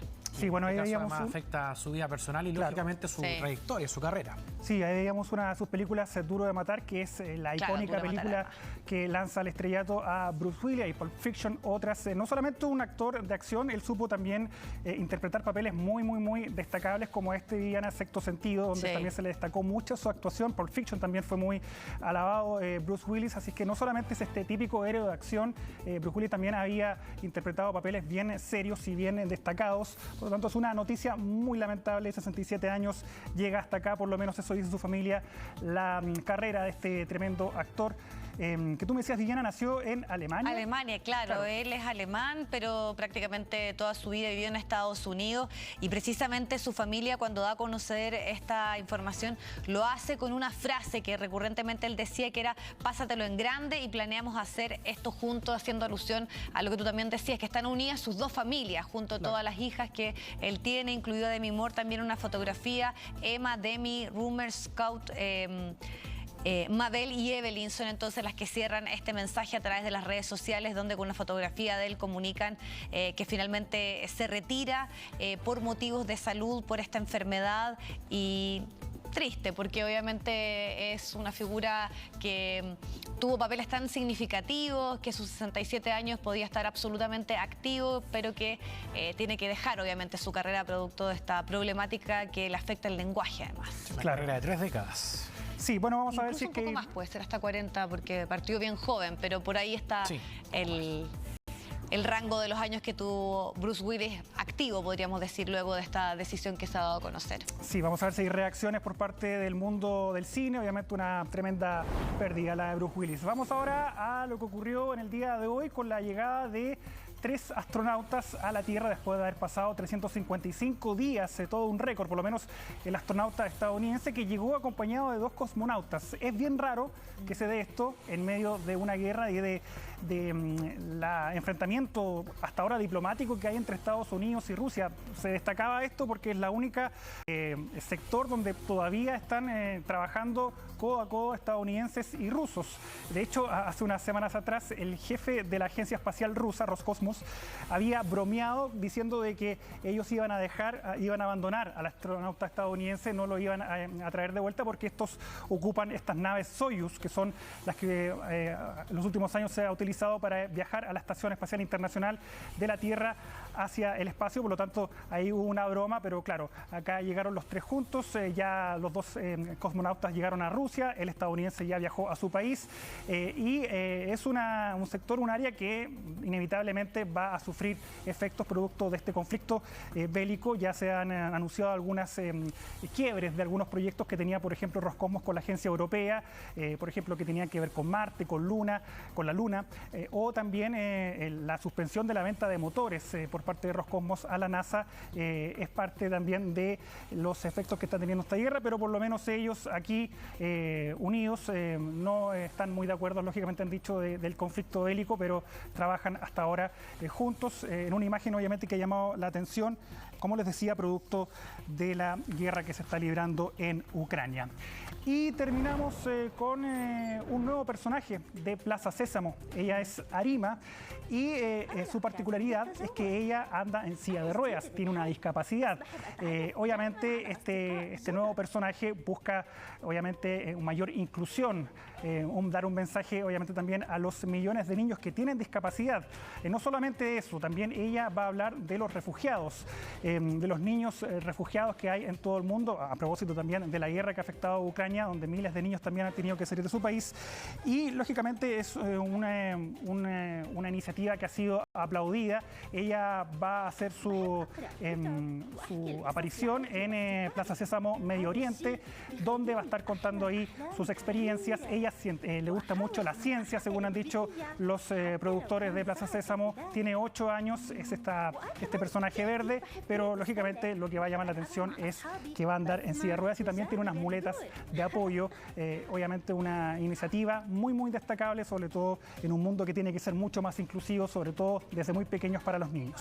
Claro, y eso es fundamental. Plaza Sésamo que comenzó en los 70, pero cuando uno tiene hijos vuelve a tener un elmo en la casa, así que sigue absolutamente vigente y además adaptándose a lo que es una educación. Estamos de vuelta, ya nos acompaña Eduardo Sáez para conocer el pronóstico del tiempo, Eduardo, con estas mañanas frías o muy frías, frescas, sí, y las tardes que siguen siendo agradables. Sí, buenas tardes. Hola Vivi, ¿qué tal, Pato? ¿Cómo están? Sí, mira, vamos a ir por dos cosas. Primero, la mañana fría. De hecho, la semana pasada tuvimos la primera semana más fría del año y hoy día otra vez repetimos la semana más fría del año y probablemente vamos a seguir así hasta julio, agosto, cuando se dé la definitiva. Y hoy día tuvimos 5,7 grados, que fue bastante heladito. Y para qué decir lo que sucedió en el sur, porque en general lo que tenemos hoy día es una masa de aire frío. Esta masa sin nubosidad, todo que se ve oscurito, corresponde a la alta presión que nos está acompañando y que ha provocado también heladas, porque hoy día hubo temperaturas entre -1, 0, -2, entre la región de la Araucanía hasta la región de Aysén. Y eso fue el responsable que tuviéramos esta mañana, la más fría en lo que va del año. Ahora, en la tarde el solcito igual está calentando, no tanto en la zona centro-sur, pero por lo menos en la zona de los valles centrales se va a notar un calentoncito un poquito mejor de lo que habíamos tenido la jornada de ayer. En todo caso, Camanchaca que se ha ido disipando en el norte y precipitaciones que van camino a Magallanes justamente por un sistema frontal que está manteniendo nuboso allá la zona. Y yo, antes de seguir, les tengo que invitar a una iniciativa. La iniciativa Nestlé, por niños saludables, por más de 10 años ha capacitado a profesores y ha apoyado a padres a mejorar hábitos alimentarios y estilos de vida en más de 85.000 niños en Chile. Buena educación para una buena vida. Conoce más en nestlé.cl. Y veamos cómo está la capital. Cielo completamente despejado en este momento en el centro de Santiago y después de esta mañanita fresca probablemente vamos a seguir subiendo todavía la temperatura y vamos a estar alcanzando casi 28 grados en el centro de la capital. Cielo completamente abierto y cielo completamente abierto que solamente se observa en Iquique. Y eso lo vamos a ver ahora con el resto del país porque en el norte, Arica, Antofagasta ha tenido algunas nubes que han ido rompiendo, pero es en Iquique donde queda completamente despejado, 21 grados en estos momentos, entre 19 y 20 encontramos en Antofagasta y la Camanchaca ha ido cediendo, pero aún así 18 grados a 17, mientras que en Valparaíso con algo de viento esta jornada, casi 50-60 kilómetros por hora, pero allá apuntan en el puerto principal, 18 grados, casi 20 hacia el interior y desde la Concagua temperaturas que están casi bordeando los 31 para San Felipe y ya bajo los 25 grados que nos van a acompañar hasta sectores del Ñuble, el Biobío. Ahí dejamos Chillán como límite sur porque a partir de la Araucanía no solamente aparecieron las heladas, fíjense, Temuco 1 grado bajo cero, -2 en algunos sectores en Valdivia, por ejemplo, pero escasas nubes o cielo parcial que nos va a acompañar hasta la región de Aysén con máximas por debajo, casi bordeando los 15 grados. Pero en Magallanes, ahí esperamos entonces precipitaciones débiles durante la tarde, vientos 50 a 60 kilómetros por hora y una máxima que va a estar cerca de los 11 a 12 grados. Y acá en la región metropolitana, después de estos 5,7 grados que la convierte en la mañana más fría en lo que va del año, vamos a seguir con este proceso, nos vamos a encontrar con una tarde que va a estar entre los 27, 28, por ahí va a estar 27 y fracción probablemente con el cielo abierto. Y si bien es cierto, mañana mantenemos el cielo abierto, las temperaturas suben apenas un gradito, 29 el jueves, 29 el viernes, el sábado 28, pero las mañanas van a seguir siendo frescas, entre 8 y 6 grados, de verdad, es poca la diferencia, así que seguimos mientras tanto todavía indefinido, mañana fresca y tardes cálidas todavía. De no descuidarse en las mañanas, sino después, como lo hablábamos temprano, uno se puede resfriar, sobre todo con estos cambios de temperatura. Sí, el cambio de hora. El cambio de hora, semana, ¿no? el fin de semana. Sí. El sábado comenzamos ya con el horario nuevo. Acuérdense que Magallanes no cambia, nos quedamos nosotros con ese cambio de horario y por lo tanto vamos a empezar a ver el amanecer un poquito más temprano. Sí, hace falta eso. Es necesario. Para nosotros que nos levantamos tempranito, sí se nota. De todas maneras. Igual hay opiniones divididas a veces con el cambio de horario, pero bueno, para otra conversación. Muchas gracias. Bueno. Nos vemos, chiquillos. Buenas tardes. Chao, Eduardo, que estés bien. Vamos a hablar ahora de la convención que finalmente llegaron a acuerdo el día lunes en torno al sistema político. Pero sabemos, hay 2 cámaras, pero se reemplaza y cambia mucho la función de una de ellas. Vamos a preguntarle a Martín Ortiz todas las reacciones y el debate que surge en torno a ese tema. Martín, ¿qué tal? Buenas tardes. ¿Cómo estás, Vivi? ¿Cómo estás, Pato? Y también a toda la gente que nos está viendo en sus casas. Varias reacciones ha habido a esta idea ya expuesta como indicación en la Convención Constitucional de la Comisión de Sistema Político de tener 2 cámaras, o más bien, y para ser más específico, un Congreso de diputadas y diputados y una Cámara de las Regiones. Y es este último punto, la Cámara de las Regiones, el que se haya dado la mayor cantidad de debates, de conversaciones y también de opiniones divididas, no solamente al interior de la convención, sino que también en el mundo político. Para entrar en detalle, muy a grandes rasgos, ¿cuál es la gran diferencia entre esta Cámara de las Regiones y también esta Cámara de Diputadas y Diputados? Hay que especificar que pierde atribuciones en torno a lo que es el Congreso, el Senado. En este caso, actualmente, de hecho, se queda con alrededor de 17 atribuciones, de las cuales en su mayoría son de índole regional, a diferencia de lo que hace el Senado, que como muchos convencionales constituyentes han dicho, es parecido a una cámara espejo en torno a lo que sucede en la Cámara de Diputados. Le tocan los mismos asuntos, las mismas leyes y finalmente muchas veces una con otra se pausan y se incomodan al momento de legislar. Pero también para conocer detalles de esto, porque como Vivi dijo, fue el lunes en la noche que se llegó a este consenso, pero las reacciones han seguido sucediendo durante la jornada y también durante los días. Pasemos a escuchar a dos constituyentes y también dos constituyentes al interior de la Comisión de Sistema Político. El primero, Jaime Baza, que entrega detalles de qué es esta Cámara de las Regiones, y también en compañía de Constanza Schoenhout, que también explica el por qué la Cámara de las Regiones es tan necesaria para esta nueva Constitución.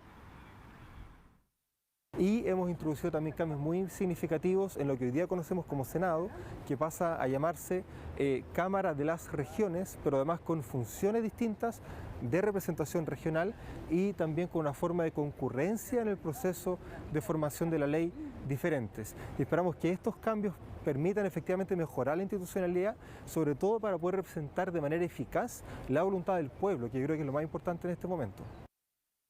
Pero es fundamental que no se trate de otro Congreso que hace las mismas tareas que el primero, que es lo que tenemos hoy día, que hace más lenta la tramitación legislativa, que desincentiva la calidad legislativa también y que finalmente no se justifica. Ahí estaban partes de las declaraciones de los convencionales constituyentes Jaime Baza y también Constanza Schoenhout, donde explicaban los detalles de esta Cámara de las Regiones, que también va a tener varias particularidades en torno al Congreso. También se estima que sea muy distinta y muy diametral.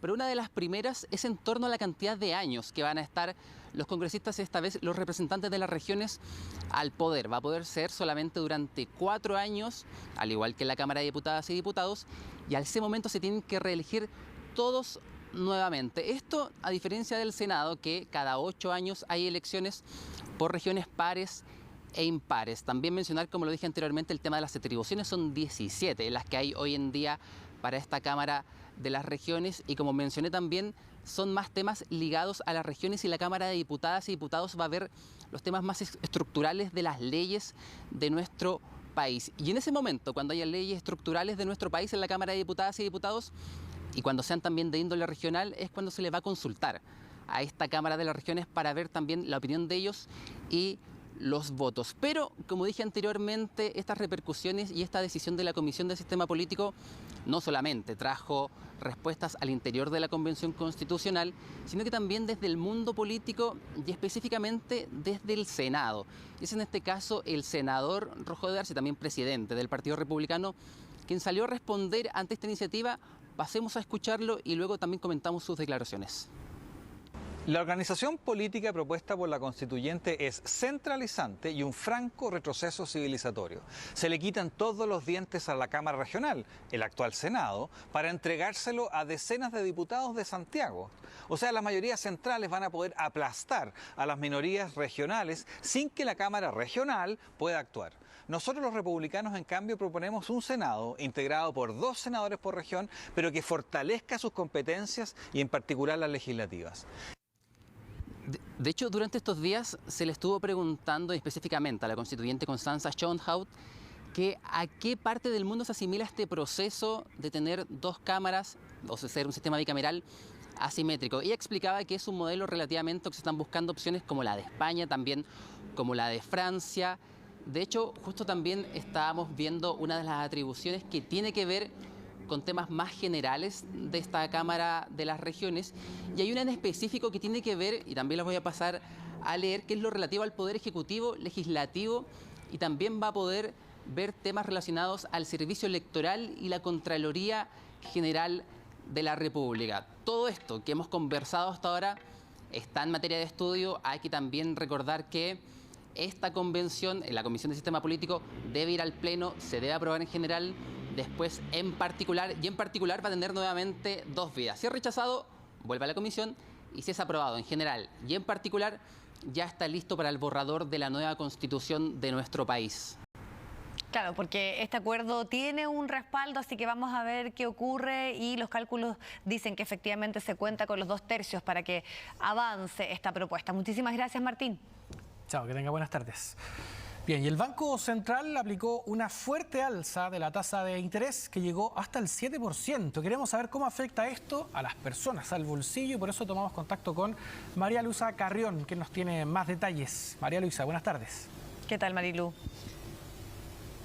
Hola, ¿cómo están? Buenas tardes. Es la más alta desde enero de 2009, cuando también superó el 7%, también en comparación al 2008, cuando la crisis subprime estaba en su auge, también llegó al 8%, pero es una cifra que claramente llama la atención y preocupa a las personas. Esta es una información que se dio a conocer ayer, después de la reunión de política monetaria del Consejo del Banco Central, quien aplicó entonces esta medida y subió la tasa de interés de política monetaria en 150 puntos, llegando hasta el 7%. La mayor preocupación que tienen las autoridades, sobre todo el Banco Central, que es la que fija esta política monetaria, tiene que ver con la inflación que se vive en nuestro país, y a eso también apuntaba durante esta mañana la presidenta del Banco Central en su primera exposición en la Comisión de Hacienda del Senado, dando a conocer el IPOM, pero donde por supuesto también habló de estos temas sobre la política monetaria, sobre la inflación y cómo influye. ¿Qué fue lo que dijo en su exposición? Escuchemos parte de sus declaraciones antes de pasar a ver qué es lo que dicen los expertos y cómo nos puede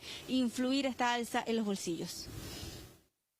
La política monetaria, el instrumento que tiene es subir la tasa de interés, a la cual le hace préstamos a las instituciones bancarias, préstamos de corto plazo. La política monetaria actúa esencialmente en el corto plazo. Cuando los bancos obtienen un costo mayor para obtener los recursos a través de los cuales financian el crédito, encarecen el crédito. Y al encarecer el crédito se producen dos fenómenos. Hay un incentivo para que las personas ahorren, consuman menos, porque es más caro consumir, y hay un incentivo para que las personas depositen.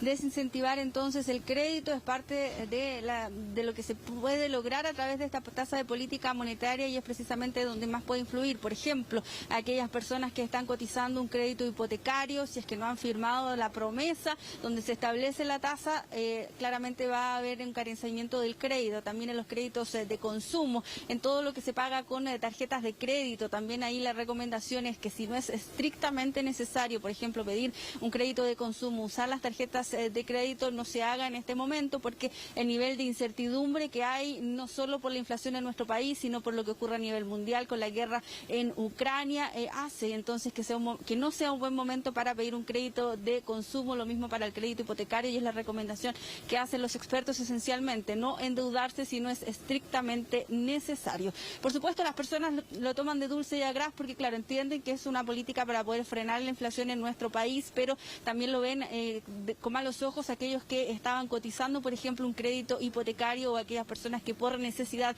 necesitan pedir algún crédito o algún tipo de crédito de consumo. Escuchemos qué dice el ex subsecretario de Hacienda, Alejandro Weber, y también algunas personas con las que pudimos conversar durante esta mañana. Este incremento en la tasa se traduce directamente en un incremento en el costo de la deuda. ¿Qué significa eso? Que si uno adquiere un nuevo crédito de consumo o un nuevo crédito hipotecario, por ejemplo, o si usted es una pyme o una empresa que quiere financiar inversión, ese financiamiento va a ser más caro. Algo que es importante es que el incremento en la tasa no afecta a los actuales créditos vigentes, porque esos créditos ya están acordados a una tasa y con un valor. Si el crédito está en pesos, usted sabe cuál es el valor de la cuota que va a pagar. Pero si el crédito está en UF, por cierto es que la inflación afecta también el costo de esos créditos. Muy complicado para la gente que tiene un proyecto de comprarse una vivienda, alguna casa. Una, que están muy caros los departamentos y las casas, y más si sube la tasa de interés, más alto va a estar.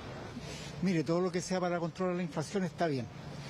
Yo me recuerdo que esa tasa de interés pagable, porque mi primer crédito hipotecario yo lo saqué a esa tasa de interés, y mi segunda vivienda al 3%. Así que es una tasa de interés que el país la puede manejar. Se complica más, además de lo que estamos pensando en el momento cambiarnos, comprar una casa, ya con esto prácticamente se nos cierran las puertas. Se complica cada vez más. Claro, no afecta a los créditos que ya están firmados, que uno está pagando, pero ojo, porque si usted tiene un crédito con una tasa variable, ahí sí también puede verse influido en que se suba, y también por el tema de la inflación, si es que la paga en UEF, como comúnmente se pueden pagar los hipotecarios o como se pagan algunos tipos de créditos, también allí, debido a la inflación, van a subir esas cuotas. Claro, de dulce y a gras decían las personas que, claro, entienden que es para frenar un poco la inflación, pero aquellos que estaban cotizando algún tipo de crédito hipotecario son los que se van a ver más afectados actualmente. Sí, va a tener esas repercusiones, como tú dices ahí, de dulce y a gras. Muchas gracias, que tengas buenas tardes. Bueno, finalmente el tribunal declaró culpable a los 4 imputados por el crimen del empresario Alejandro Correa, que ocurrió en 2020 en Concón. Vamos a conocer detalles de esta decisión de la justicia. Tenemos contacto con Pedro Garrido, que nos va a explicar. Pedro, ¿qué tal? Buenas tardes. Hola, ¿cómo están? Muy buenas tardes.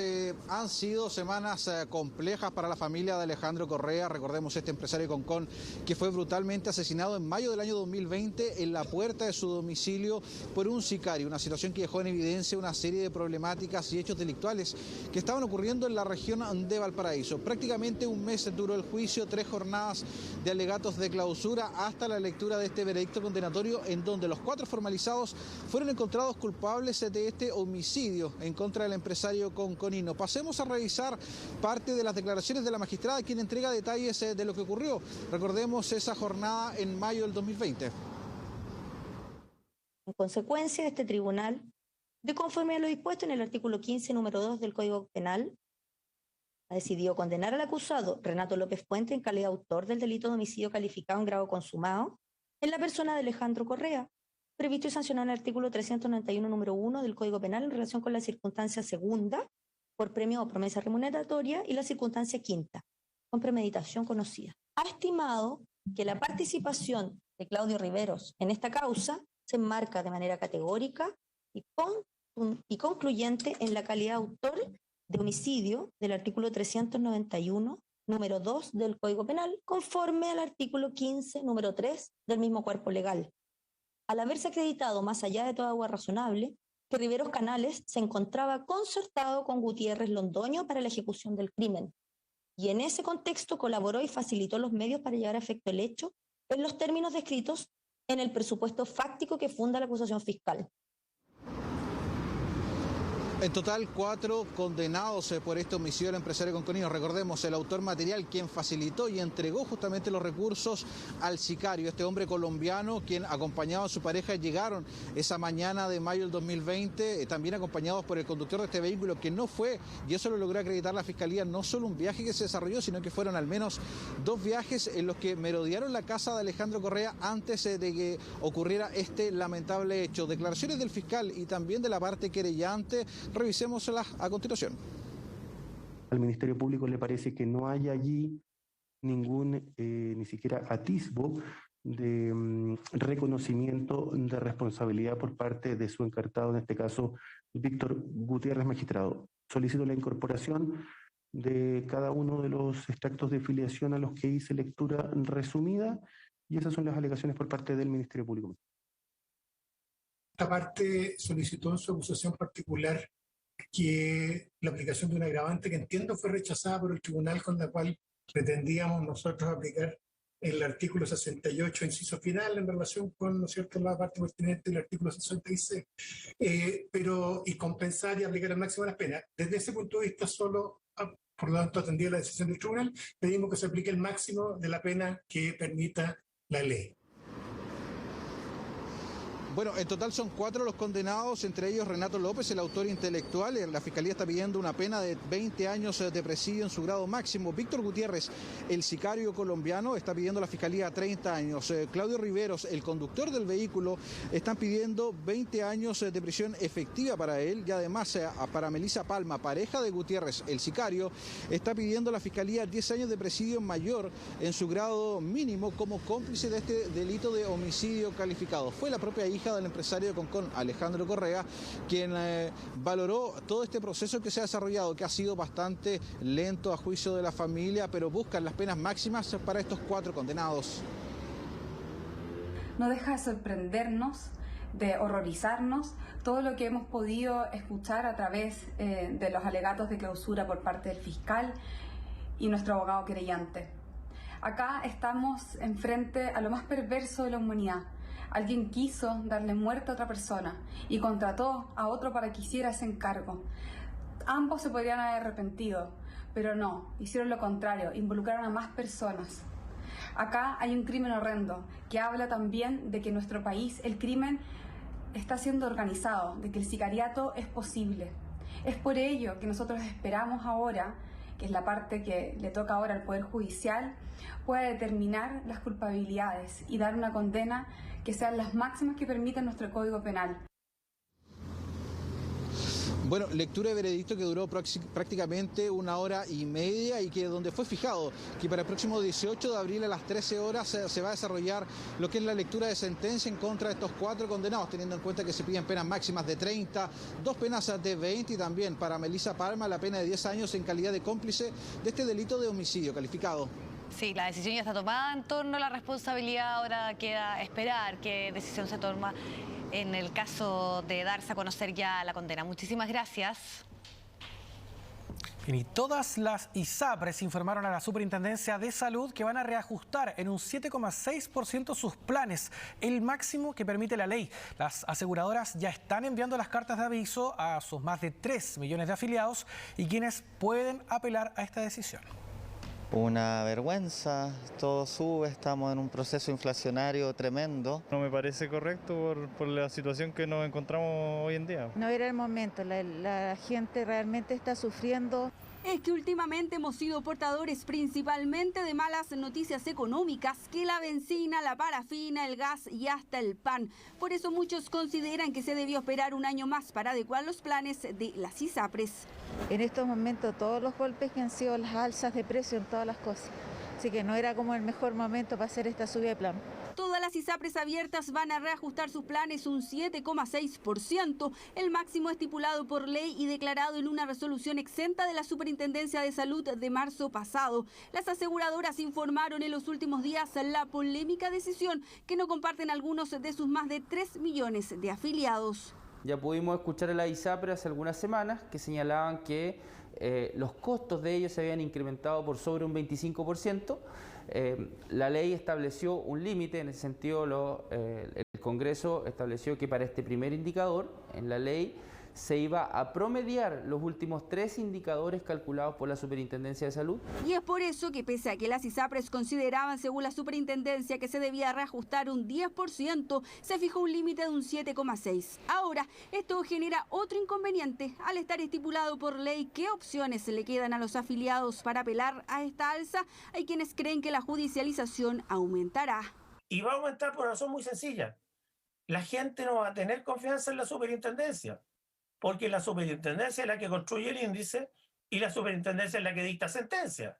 Entonces, la Superintendencia no podría decir, mire, dejo sin efecto el reajuste de la ISAPRE tal para tal persona y lo dejo en 0. Si ella misma está fijando un índice. Para acudir a la Corte de Apelaciones tiene un plazo de 30 días corridos desde que recibió la carta de adecuación y hasta el 31 de mayo para hacer el reclamo ante la Superintendencia de Salud. En 2 años, por la pandemia, los planes no fueron reajustados y algunas ISAPRES apelan a los altos costos por la emergencia sanitaria y las licencias, según dicen, fraudulentas que tuvieron que costear. Entendemos que esta no es una buena noticia para nuestros usuarios y usuarias. Sin embargo, los reajustes son inevitables, luego de 2 años en que se mantuvieron los precios congelados, pero que a la vez los costos de las prestaciones siguieron aumentando. Por lo tanto, este ajuste en los planes que ha sido calculado por la Superintendencia de Salud contribuye a seguir brindando una atención oportuna y de calidad. Aún están pendientes 2 recursos de reposición ante la Superintendencia interpuestos por ISAPRE Colmena y Nueva Más Vida. Ahora, si usted no apela o no es aceptada, los nuevos valores entrarán en vigencia en junio. Asegura tu auto y llévate 4 cuotas gratis. San José, el sabor de nuestra historia. La tranquilidad de tener ADT. Iniciativa Nestlé por niños saludables. Y Chilevisión Noticias llegó a Pluto TV las 24 horas y gratis. Están presentando Chilevisión Noticias.